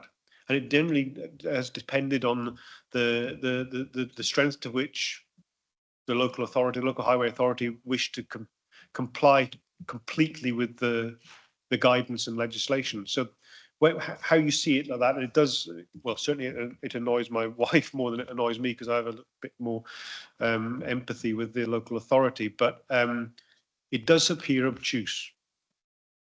And I can absolutely see how that is confusing and frustrating for local people who drive through it and then realise it was, and then the bit they wanted to go on wasn't actually shut. And what the hell, excuse me, what the heck is Island Roads doing again, putting that road closed sign up? But it is the national guidance and it is the national standard. If we want to deviate from that, we can certainly have a discussion with Michelle and Colin about how we might treat that differently. I could give you many more examples, but there again, I'd have to open up to the colleagues and you wouldn't get out for the rest of the evening and probably not till tomorrow morning. So we won't go down there. Okay. But thank you for that response. It is something which I don't think I'm overstating it, where we would be all as members very pleased to see a change or an improvement, which we could then go to the islanders who we represent and say, there has been a listening process and improvement. As Councillor Love says, a win-win, because certainly Island Roads deserve a little bit more respect and politeness than they sometimes get. I think that there is only one more thing I will mention myself, and I'm sorry, I've gone over my own imposed deadline. The final one is, I wanted to have, because I'm aware it exists, details of roads that have never been resurfaced, really have never been touched, except so far as brief sort of maintenance. I have a particular area in my ward called Coast Guard Lane in Brook, which has never been resurfaced, and there are all sorts of issues with it and possible reasons. And I believe that part of the reason why it's never been properly dealt with, although it has been patched and your colleagues have been extremely helpful in trying to make things work in some way or other, one of the reasons is it may not have been included in the original contract. And what we asked was specifically, is there a list of roads like that which may not have been included in the original contract, but still are used by our residents, so therefore they want to be going along them? And is there some process by which those could be bought within the contract?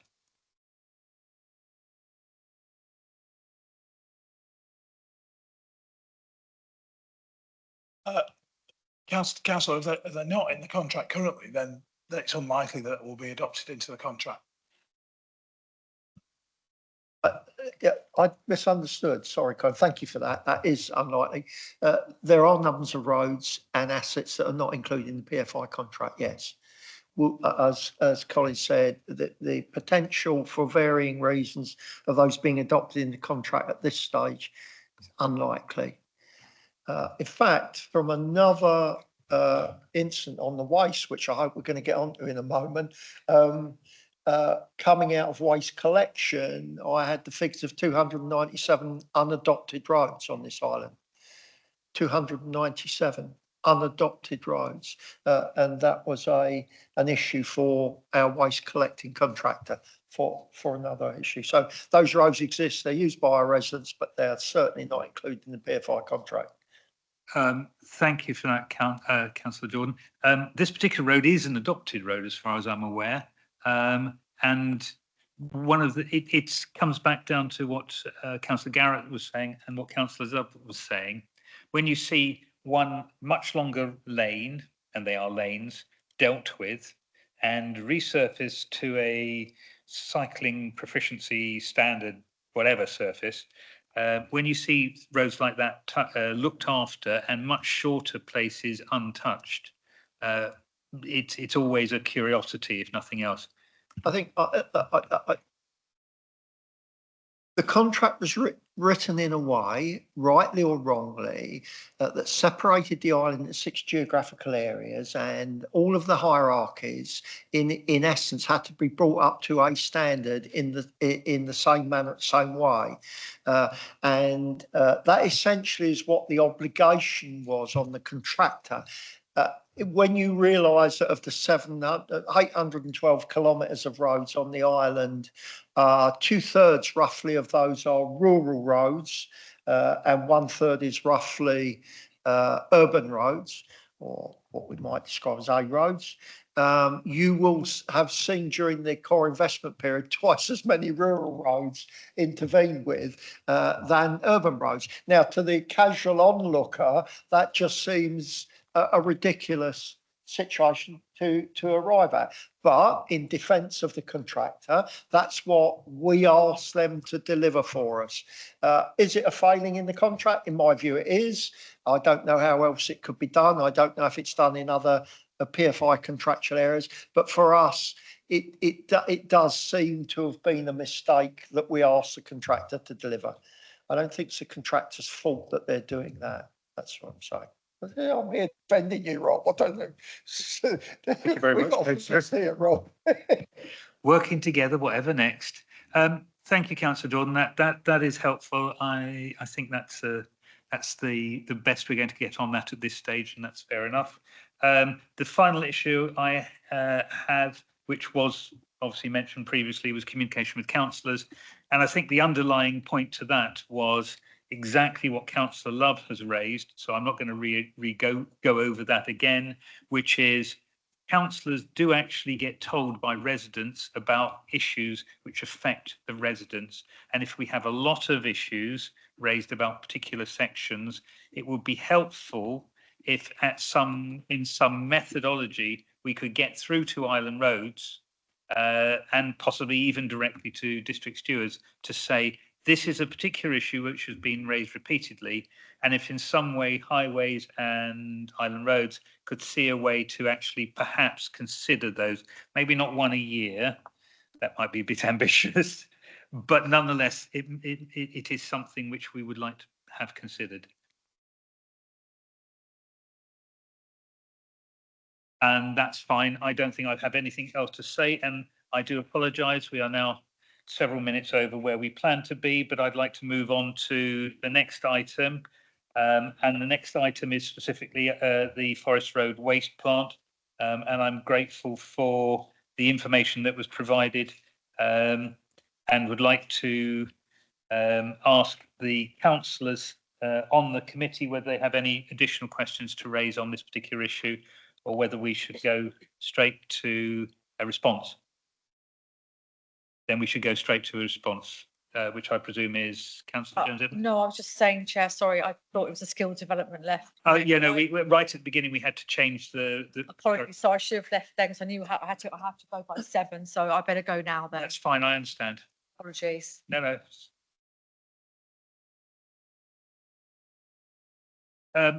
Sorry, I understand that Councillor, sorry, Carlin Rowland, would I like to pass on to you, please? Yes, I've got Natasha Dix here on the screen, and Councillor Peter Wilcox is also, well, she was available. She might actually appear as well. I think we may have dragged on too long. Can I just say thank you very much to Rob and Michelle for being here.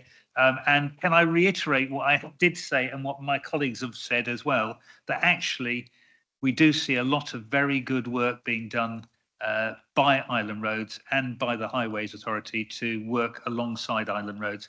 And we are just looking for some little improvements.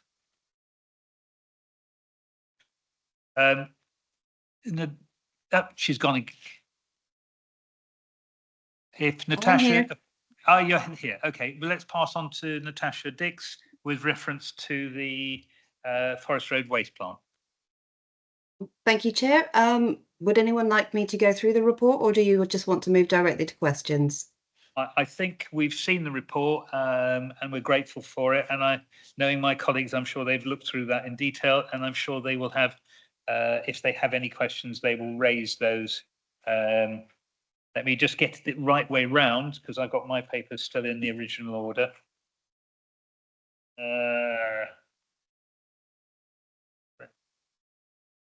Right, so it's page 53, and I do apologise.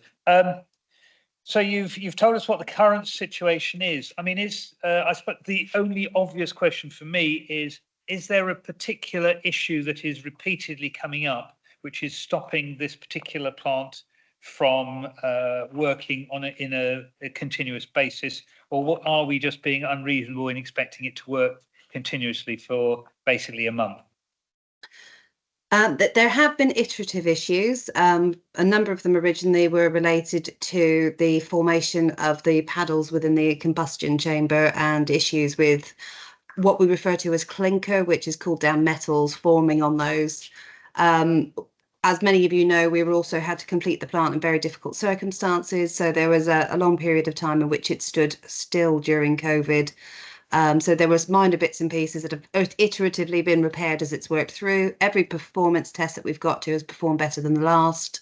So we're confident that it will get through that performance test in the next 30 days.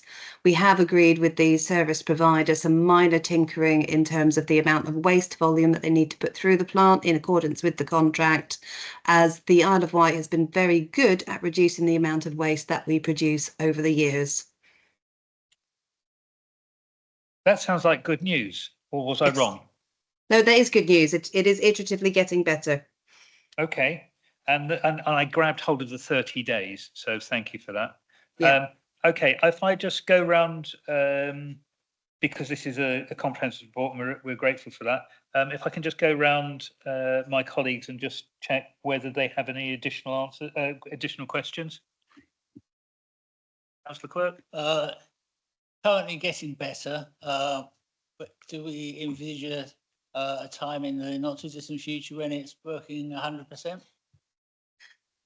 Yes, we do. We are currently on day 8 of the most recently started tests, and that has been running without issue. We are hoping that this will be the one that we get through to 30, and if not, then the one after. But I can see no reason, given the performance that we are achieving, for the plant not to continue through that test within the next few months. And in the past, this group has indicated we'd like to go and see it when it's working properly. When it's working properly, that still stands. That absolutely stands. As soon as we get to the point that we have that handover and acceptance certificate in our hands, we will, with great joy, welcome both the Cabinet and the Scrutiny Committee to the plant for a tour and an opening event. Thank you for that, Councillor Quirk. Councillor Adams? Councillor Love? Councillor Ward?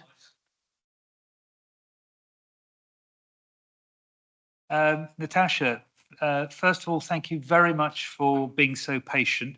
I am only too aware that colleagues, councillor colleagues and officers have other things to do, and listening to us rattling on is sometimes difficult. So thank you very much for your time and for the report. Thank you. Gentlemen, we will move on, and we will move on rapidly. We will move to the next item. Unfortunately, Councillor Jones-Evans has had to leave because the next item is specifically on skills development. Apologies, I make apologies for my cabinet colleagues. They have, I'm sure we understand this as councillors, they have other council meetings to attend. So I apologise on their behalf. Councillor Jordan, there's no need to apologise. I know that they put in a lot of time and effort, and they try and be in 3 places simultaneously, as some of us, others of us, have had to face. So I have no problem with that at all. What I suggest, gentlemen, and well, everybody, all the councillors here, that we move on from this particular skills agenda, because obviously we can't deal with it properly today. I suggest that we adjourn that particular item to the next meeting. Before I do that, of course, I will pass to Councillor Quirk and then Councillor Adam. I think it's totally appropriate to move it to the next meeting, but the report talks about lots of things that we've done in terms of the inputs, but actually is very light, other than the fact that we've got slightly better in terms of numbers of people completing an apprenticeship than the national average. That's about the only measure of output that is actually in there. And I think what matters is what happens to people when they've gained these skills. Are they getting jobs? Are they more employable?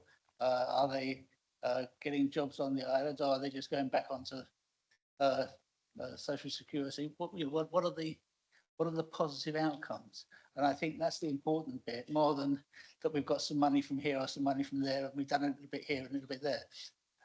That all looks good, that we're doing the right things, but is it working? And maybe for the next meeting, we could have a little expansion on the outputs rather than just the inputs. That would be very helpful. Councillor Adam?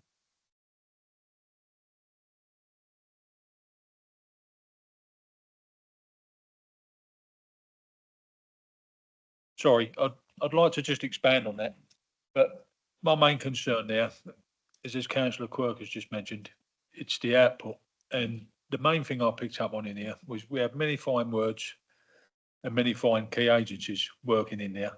But my main question is regarding the youth hub for the young people living within the Isle of Wight Council area. I would like to know how many have come off welfare and are actually into paid work. Chair, can I make a suggestion?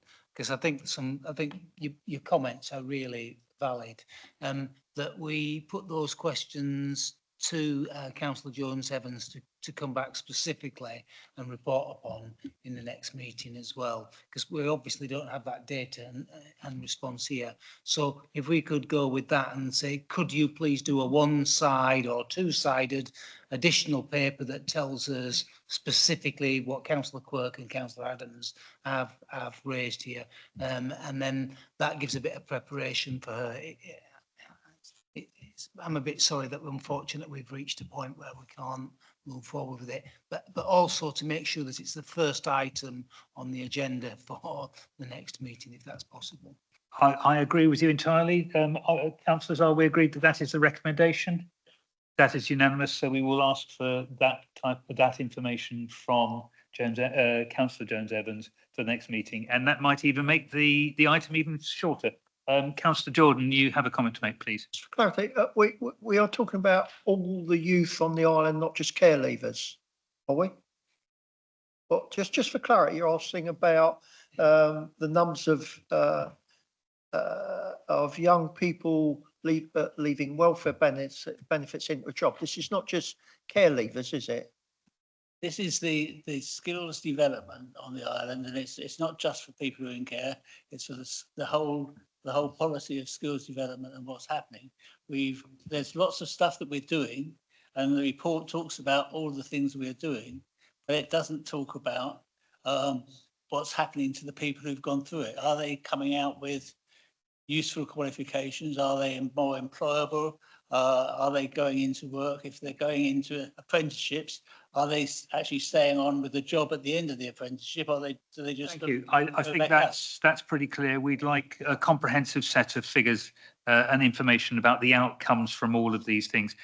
Gentlemen, I think we've agreed that we should move on from this. I don't think we can add anything more at this stage. Just say one thing, because I think you're absolutely right. Could we, I don't know if it's possible or not, and we don't want to create loads of work for officers, but actually, once they've got those skills and things, do they remain on the island? Do they work on the island, or do they move off the island? Because I think that's kind of quite important to see the future.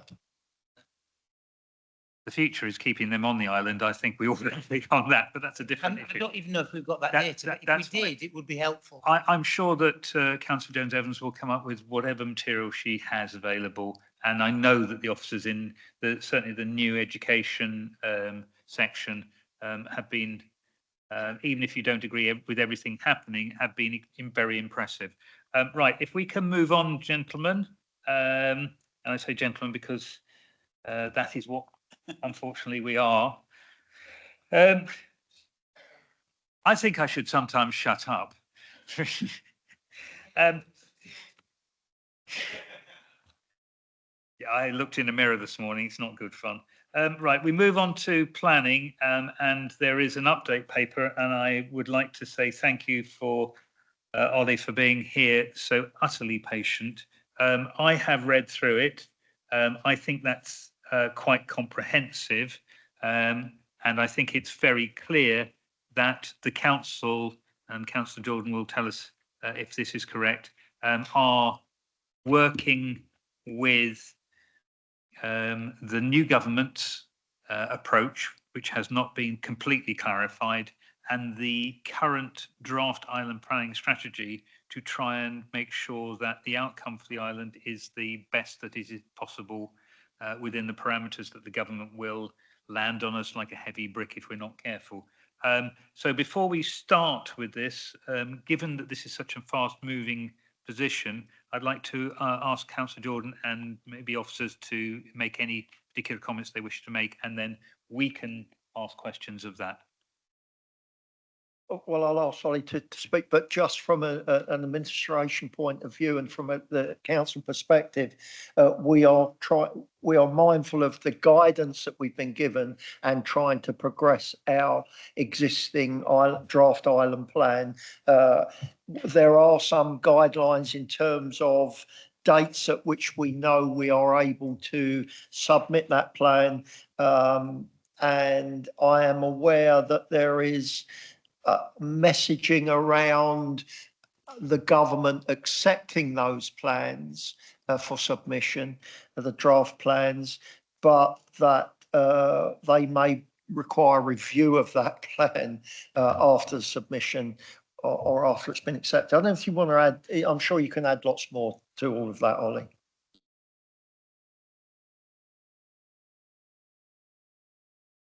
Thank you, Chair. Over to you.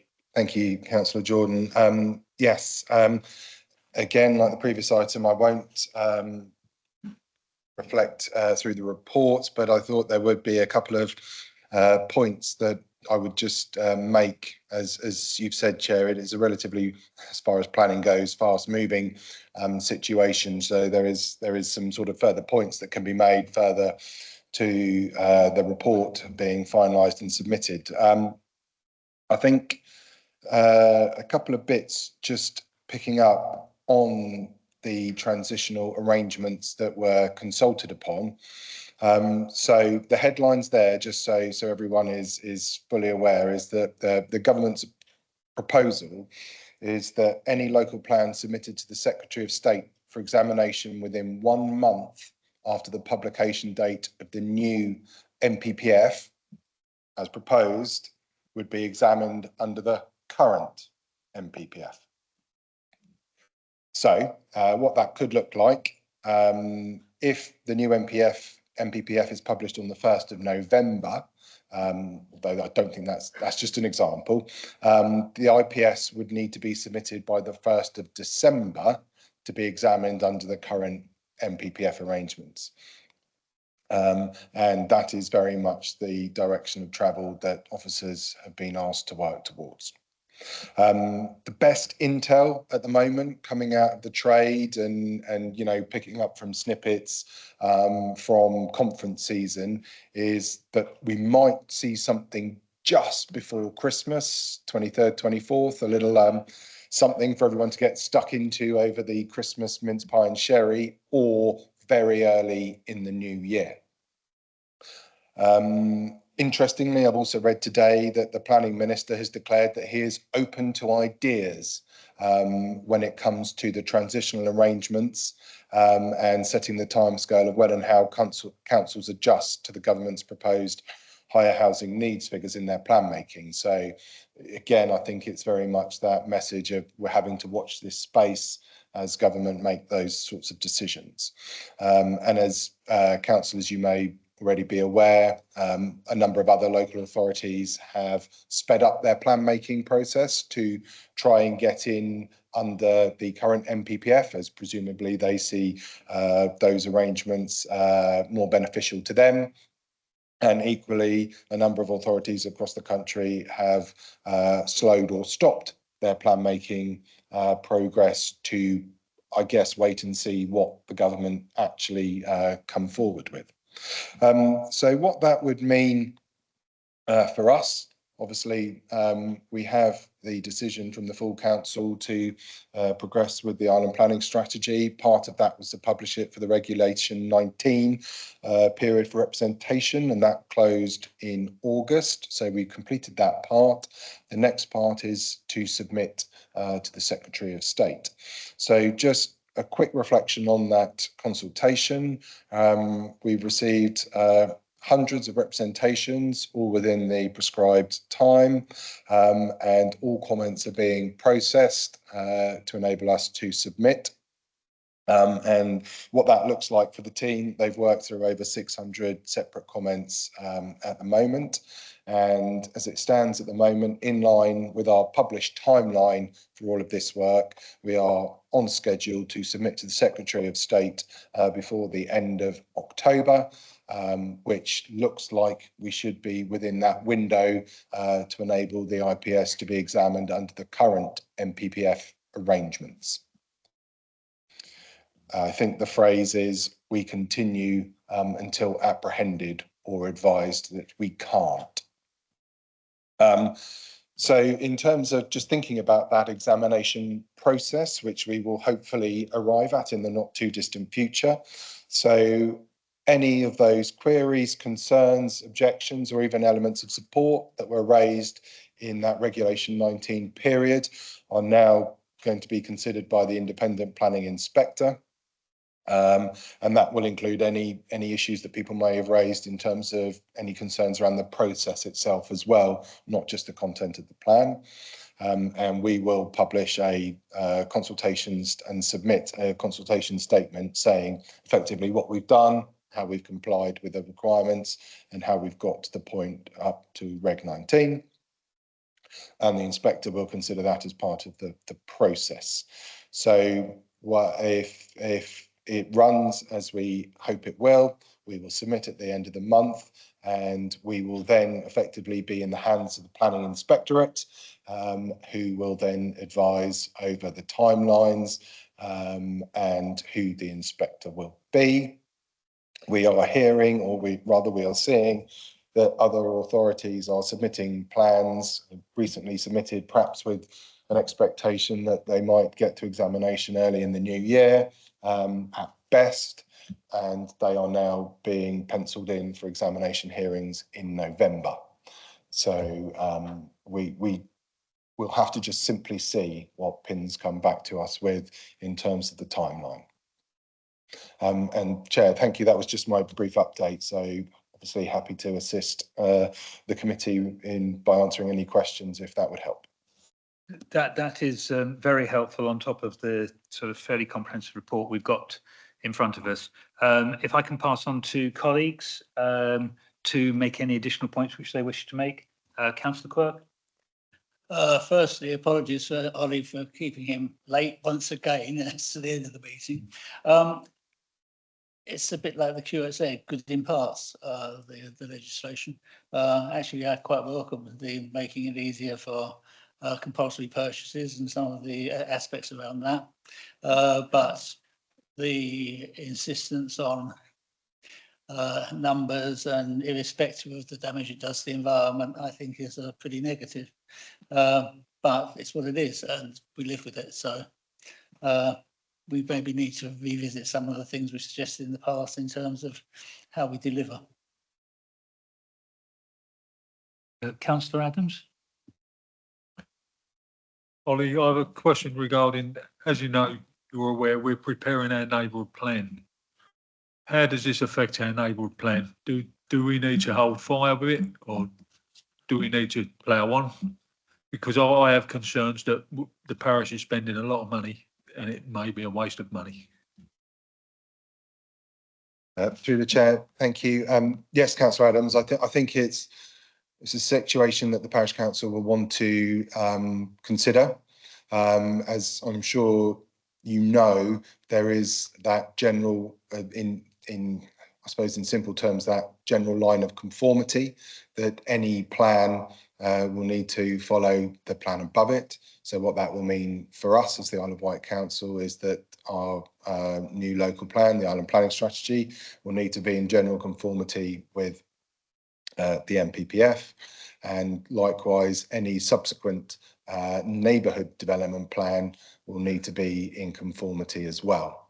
So I think I'm sure the parish council will be watching with great interest both whether the council submits on the timeline that it intends to, that's the Isle of Wight Council, but also what changes the government implement, because as Councillor Quirk says, what they've actually pushed out is quite a lot across a range of different sort of planning matters. So I would be very happy to re-emphasise the sort of standing offer that James Brewer and the policy team are available. We have a duty, the Isle of Wight Council has a duty to support a neighbourhood plan and those making it. So we will of course be very happy to continue to discharge that duty by offering advice, and if we can, giving any sort of further insights into timelines and any views on what implications we think there may be, or whether there is some form of exercise where there might be, if there are emerging policies in the neighbourhood plan, a health check perhaps against the emerging policies of the island planning strategy and also against the NPPF, either as is or as may be published in the not too distant future. One more question, please. Would you mind sending a summary of what you spoke about with regards to dates that you're planning to submit the plan, the island plan and that, just so I can put that before the parish at the next meeting? I can confirm that verbally again, Councillor Adams, if that's all right. We are programmed to submit by no later than the 31st of October this year. Thank you. Chair, if I think what we're doing, we will commit to circulating that information. I think that's the question that's being asked. I'll make a commitment to do that. That's kind and is most welcome, and is quite, to be honest, impressive given the sort of changes and everything that's been going on.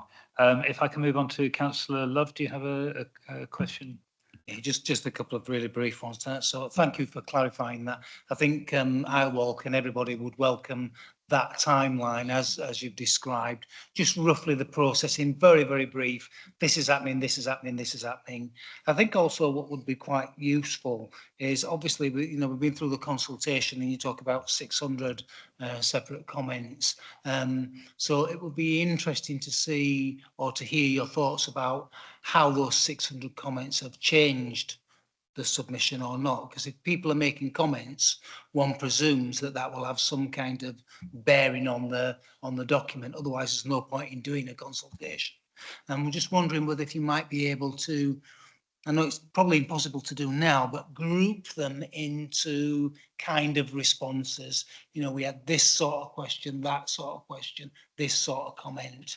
I don't want to give you tons and tons of work to do, but I know that you're already doing that in order to, so because, you know, the general public will want to see that what they've taken the time to, because that's often the criticism, isn't it, from all kinds of consultations.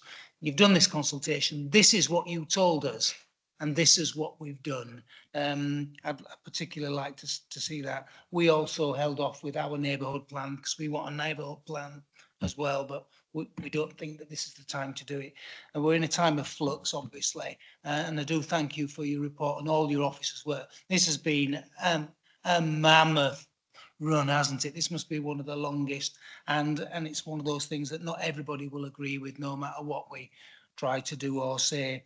And like yourself, I'm concerned about, we seem to come back to the numbers again, and don't we, housing, which we know is just going to upset everybody. All we can do is what we are here to do, here and now, and within the constraints. And I thank the officers for that, because I do think that the longer we hold it off, the more,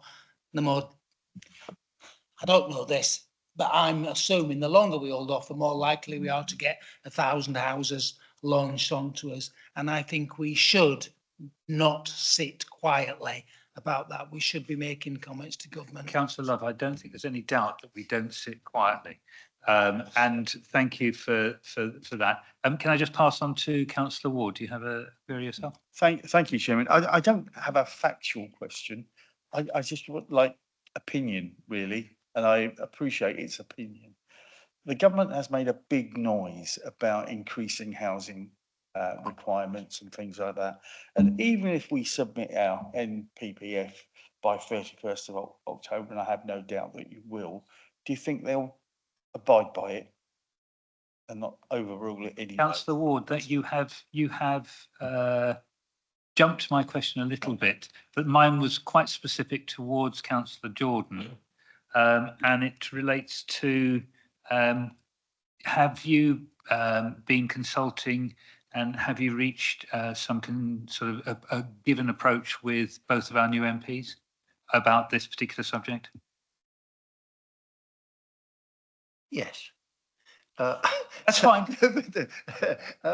It is on our radar. I am talking to the MPs about this, and we are of the opinion that if we were to use a standard method on this island, we would not be able to deliver those numbers that are being spoken about, because of, if not the uniqueness of this island, the capacity. Our history tells us that we're unable to deliver that amount of housing that the standard method of. So we will be using those kinds of narratives and arguments to government to impress that our island plan is the only plan that is acceptable to us as an island. So we are working on the politically on that, Chair. Yeah, that's. That is really nice to hear. I don't think there's any doubt that everybody on the island always wants us to all work together. And I will make a comment on that at the end. But I've just got particular queries. I apologise, Councillor Ward. Just a follow up, really. And if we do stick to our current figures, will that give you more leverage to get developers to build? Because, you know, whatever we have in the plan, there's always people who are sitting on sites and so on and so forth. Will it give you the leverage to actually get these people building now? Thank you, Chair. I think, Councillor Ward, I wouldn't use necessarily the word leverage. I think I would use the word confidence, because the island planning strategy does an awful lot of good things, but one of the headline things that it does is, or as it proposes to do at the moment, is to allocate land for housing. So should the IPS be adopted with housing allocations, that will give certainty to residents, because we won't be receiving effectively speculative planning applications based on the 2012 planning policies that allow in principle development within or immediately adjacent a settlement boundary. That whole process very much changes moving forward.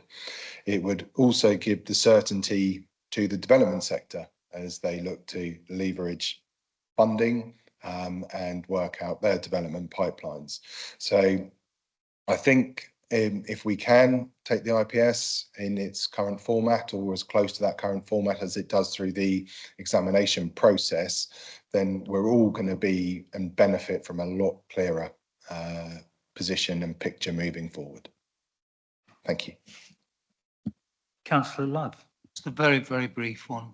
So some reality here. What's the most amount of houses that this island has ever delivered in comparison to what the government roughly? I'm not saying to the, but let's just, yeah. So they might be saying we're building 1,000 houses per year. What is the most amount that we've ever delivered?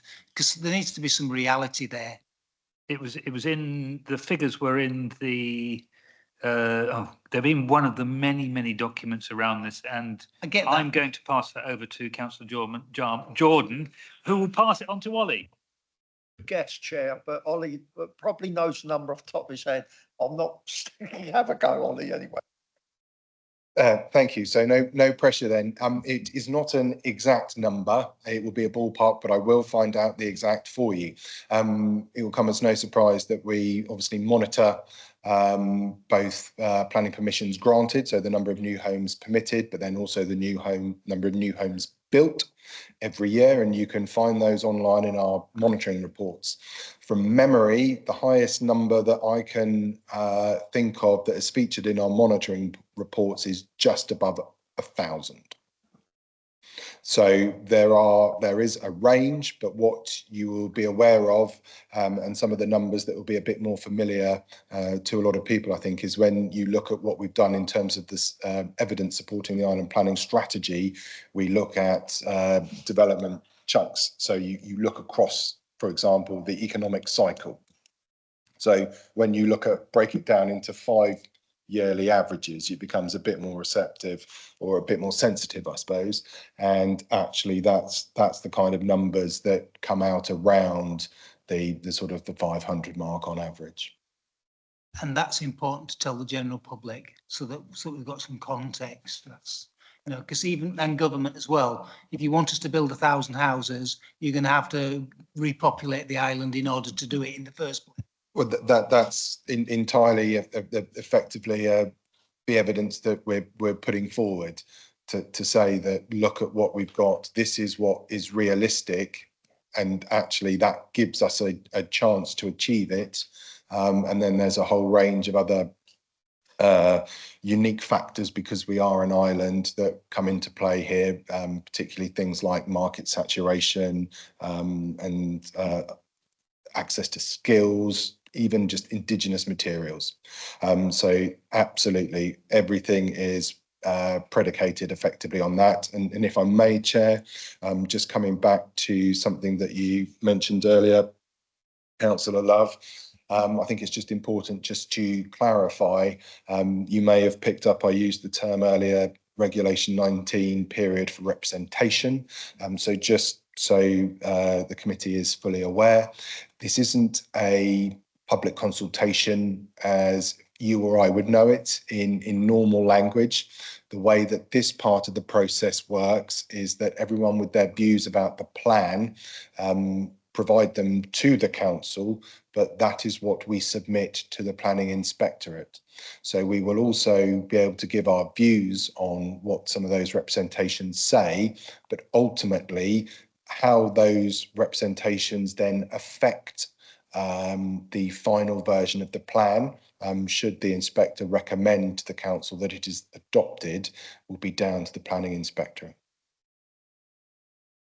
Can I summarise that? Because that was my question. So what you're saying is that the plan as exists, as agreed by the full council, goes up with those comments, public comments and comments from everybody. And on top of that, there will be council comments basically doing exactly what Councillor Love's suggested, which is what gathering them together in tranches of everybody commenting about a particular issue. Yes, Chair. So that there'll be 3 main bundles, if you like. The plan that was agreed by full council that we consulted on, the evidence that has underpinned that plan, and then all the comments or representations that we received on it, and they will all go to the inspectorate. We will also be able to provide the inspector with the potentially a number of changes that we may suggest would be acceptable in light of the representations received, but we are not saying that that is what will happen. We are saying to the inspector that were they minded to agree those changes, we would be happy to agree those. So there's quite a significant piece of work to go with that, and I would anticipate that a lot of that will come through the examination process itself rather than in advance. Okay, I think that we've probably come towards the end of this particular point.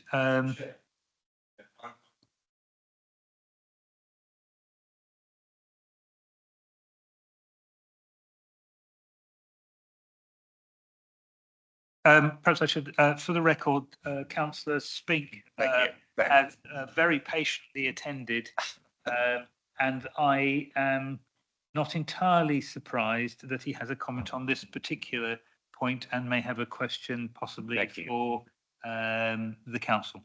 Thank you.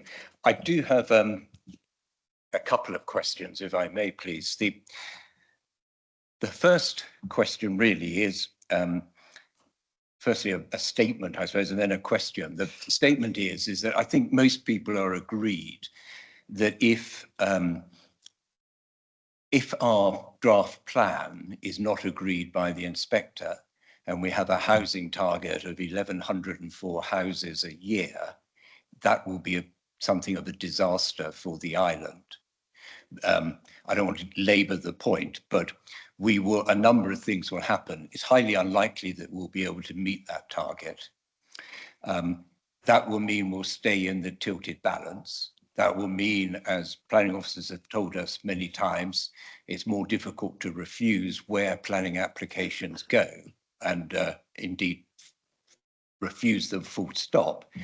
And we're almost damned if we do and damned if we don't, because if we do manage to build 1,004 houses, 1,104 houses every year, which is highly unlikely. I mean, my memory is, and I may be wrong, but that over the last 10 years, the annual average has been about 370, but there it is. Now, and if we do manage to build them, then we are going to have a huge number of new houses, new members of the public, as it were, because the statistics show that most people, most of our population increase is driven by retirees from the mainland. So we're going to worsen our demographics, which I know Councillor Love in the past has been very worried about, still is, and has mentioned that problem. We're going to put huge strain on our NHS, our roads, our sewers. Basically, life is going to be very different for islanders, and I think that's a huge shame. So my question is, if our plan isn't accepted, rather than simply then have to be in a very unsatisfactory situation, do we have a plan B? And the plan B, I ask that question because the CPRE, the Local Government Association, has been holding meetings, and there are a number of local authorities, I think at least 50, who have a plan B, and that plan B is to challenge some of the changes to the NPPF. Now, I would like to see this council keeping our fingers crossed that plan A will succeed and that we'll have a housing target of what we have originally put in our plan. But we do need a plan B, because we don't want to get to the stage, in my opinion, that that fails, we've got no plan B, and that's what we're saddled with for 15 years. Because in my view, it would be a disaster for the island. And what I would ask as well is, because this affects all of us on the island, irrespective of our parties or our groups, I feel very much as if, and Councillor Stewart's question really to Councillor Jordan, namely, are there any discussions going on with our MPs and with the government, shows that we don't really know anything that's going on. Now, will a commitment be made to a plan B, which I suppose is a question for Councillor Jordan, and B, as it were, my second question is, will Councillor Jordan consider setting up a cross-party group to come up with a proper, decent plan B, or does Councillor Jordan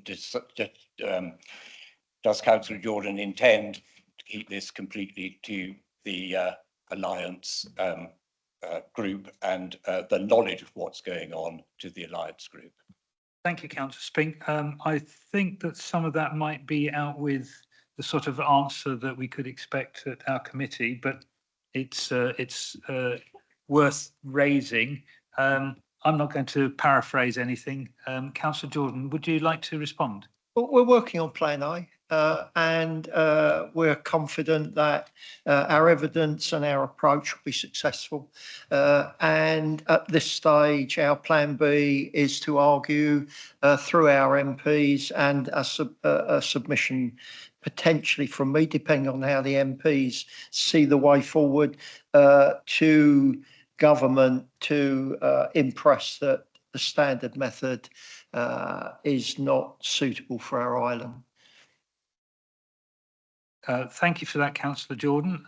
I think we now move on to members' questions. We've certainly covered quite a... Oh, I do apologise, gentlemen. I always forget. We have a work plan, what we're going to do next, and we did talk about this previously. It is clear that we have to have put the skills plan back to the next meeting. We will obviously have an update. Hopefully we will, the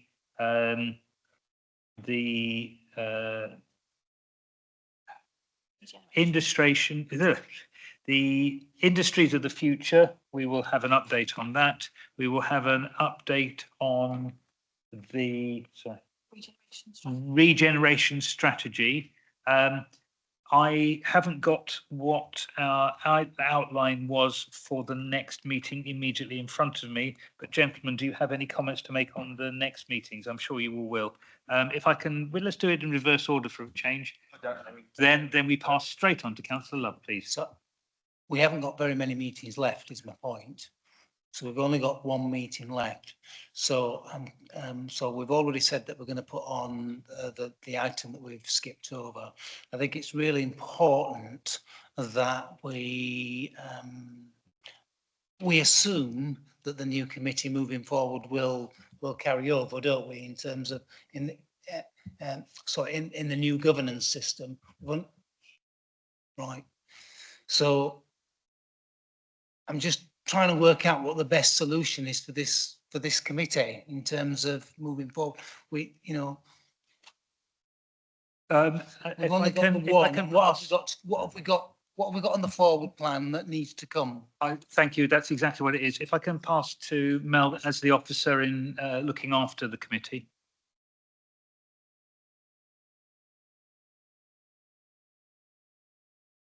I was going to ask to speak on this particular item in line with the fact that there is only one meeting left for the committee in January. And as you've said, we've asked to put something on the regen strategy, the skills, the industries of the future, whereas we already have on the agenda the visitor economy, housing. You wanted to have quite a deep dive into housing and flood risk management, which is quite a lot. And so my ask of the committee would be to prioritise what exactly that you think that could be most effective for the committee to look at out of those items. Say that again then. What the list that you just got? For the visitor economy, housing and flood risk management. The regen strategy, skills development and industries of the future.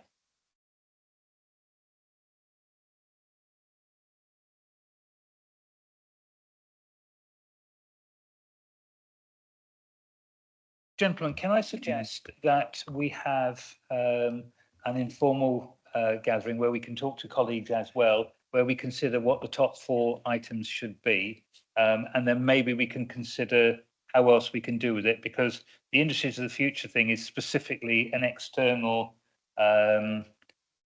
task and finish group anyway. So it may be that we carry that on right and through until May. So we don't necessarily need to do that. But of the other 5 things we've got at the moment, some of it will, of course, rely upon information which is available from Councillor Jordan's cabinet. So, you know, we can't be totally certain about that. I would suggest that we have an informal meeting or informal grouping or just general discussion to put together a paper on what we think is the most important, because we might as well go out with a bang. we might as well really hit important things. We've talked about these are all important, but it's a question of how do we deal with them. I'd happily take any comments. Councillor Love. It needs to fit with the agenda of Cabinet as well, because Cabinet have got the same issue that we're now talking about, is that there needs to be, and this is probably for the Cabinet, I think, to discuss, there needs to be almost like a sweep up, doesn't there? A sweep up of what, a finishing off of the, I know things will carry across, but there needs to be a sweep up in all the committees, because there's not very many meetings left for any of them.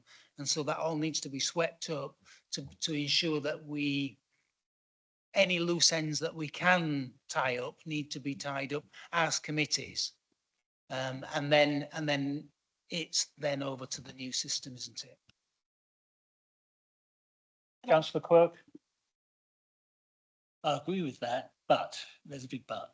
What we want is that we're going to have a new administration, probably quite a few new councillors, and they need to inherit things to get their teeth into. And so issues like housing or whatever, maybe are things that we should be giving them something as the start point for the new council and the new committee system, to actually have something to put on their agendas from the first meeting, rather than sort of floundering around for a couple of meetings before they actually get anywhere. Councillor Ward. Need something to be able to start with, as opposed to picking up halfway through what we've left behind. Okay. Yeah. Gentlemen, if I can pass over to Mel briefly. It's worth stressing that with the new committee system, there won't be scrutiny unless it's the statutory health and crime function. So it won't be for this committee to determine what the policy and service committees will be looking at. They'll be looking at decisions, etc. So it's not a case of giving anybody anything to look at, because they'll be completely separate. The case may be. I'm just talking about a sweep up for us, but all the committees need to sweep up, don't they? And put to bed anything that they want to put to bed. That's what I'm suggesting. And I'm not disagreeing with you in terms of, because they'll get stuck into whatever's there.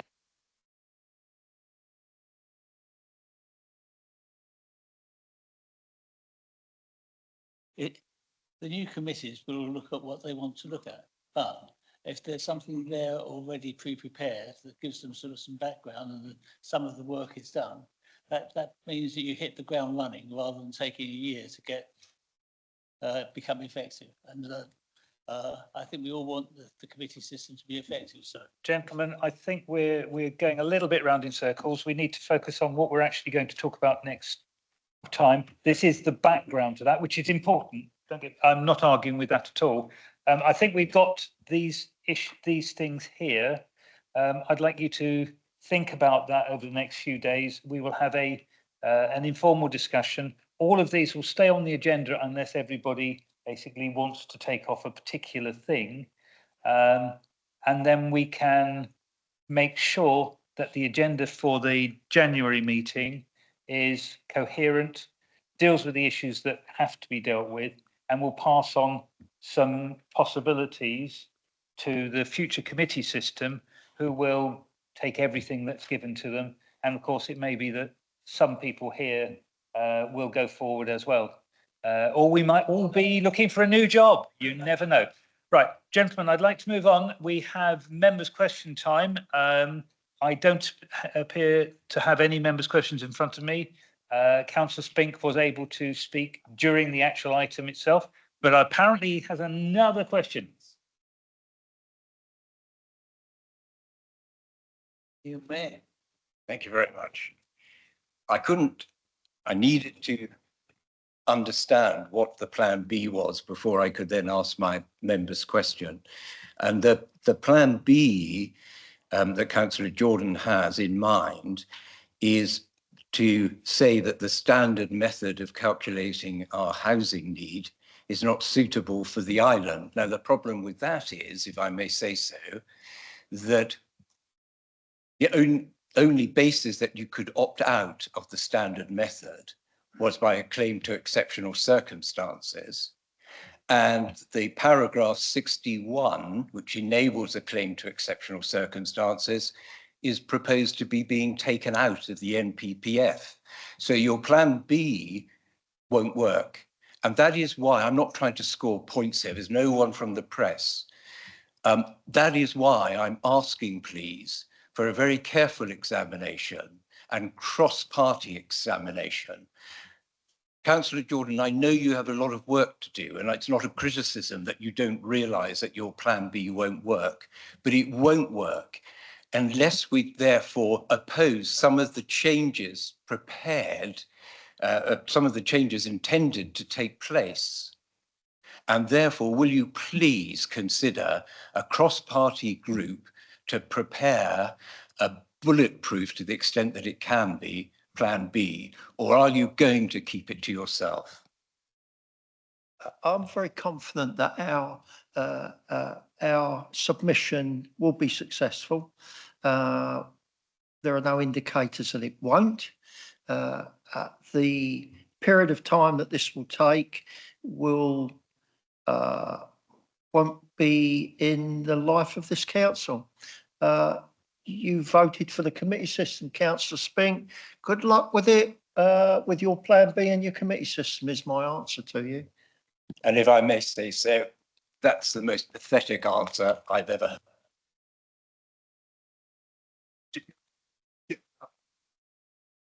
heard. Gentlemen, if we could speak to the microphone.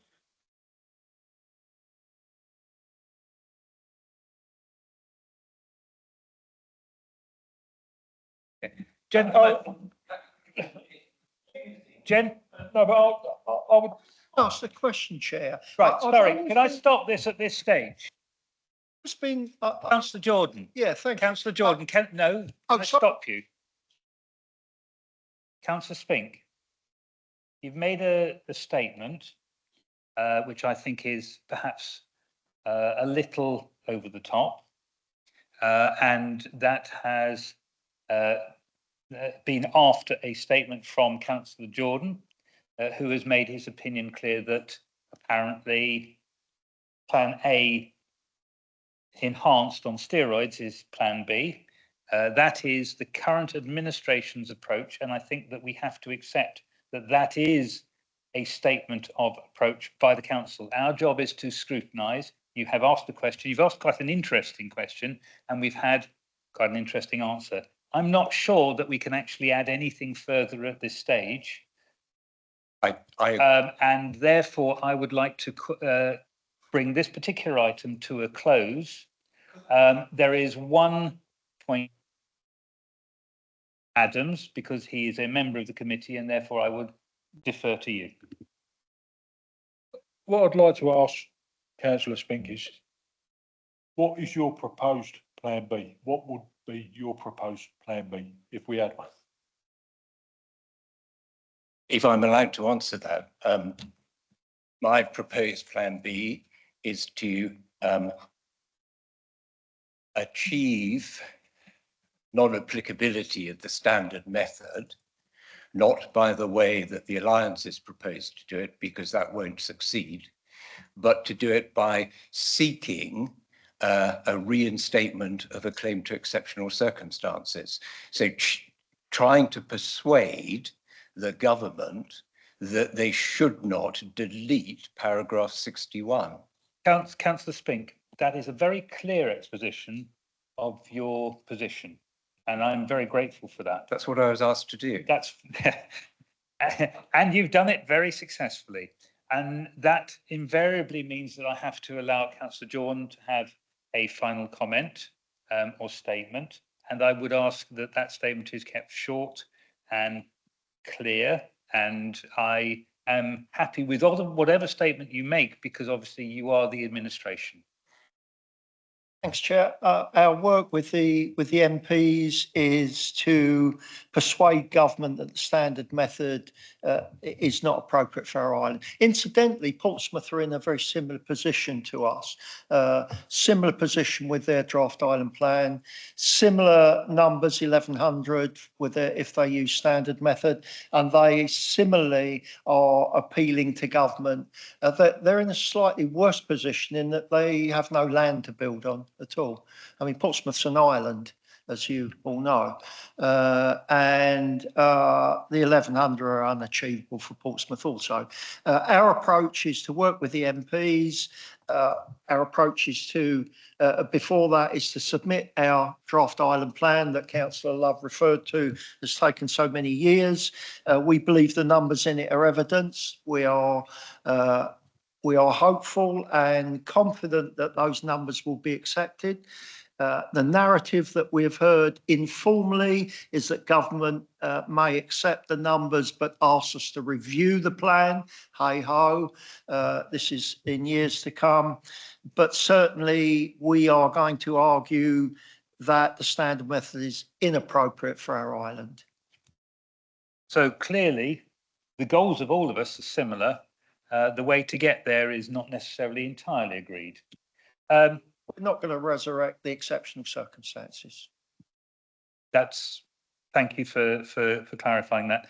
Gentlemen, I had one final piece, which was a piece of news which was passed to me by Councillor Spink. There has been a cross-party objection to a Solent CO2 pipeline. Apparently, Exxon have now pulled it. Gentlemen, cross-party working on the island works. And at that point, I would like to say we're coming up to 8 o'clock. It is time we finished. I'd like to call the meeting to a close unless the officer tells me I've missed something, which I sometimes do.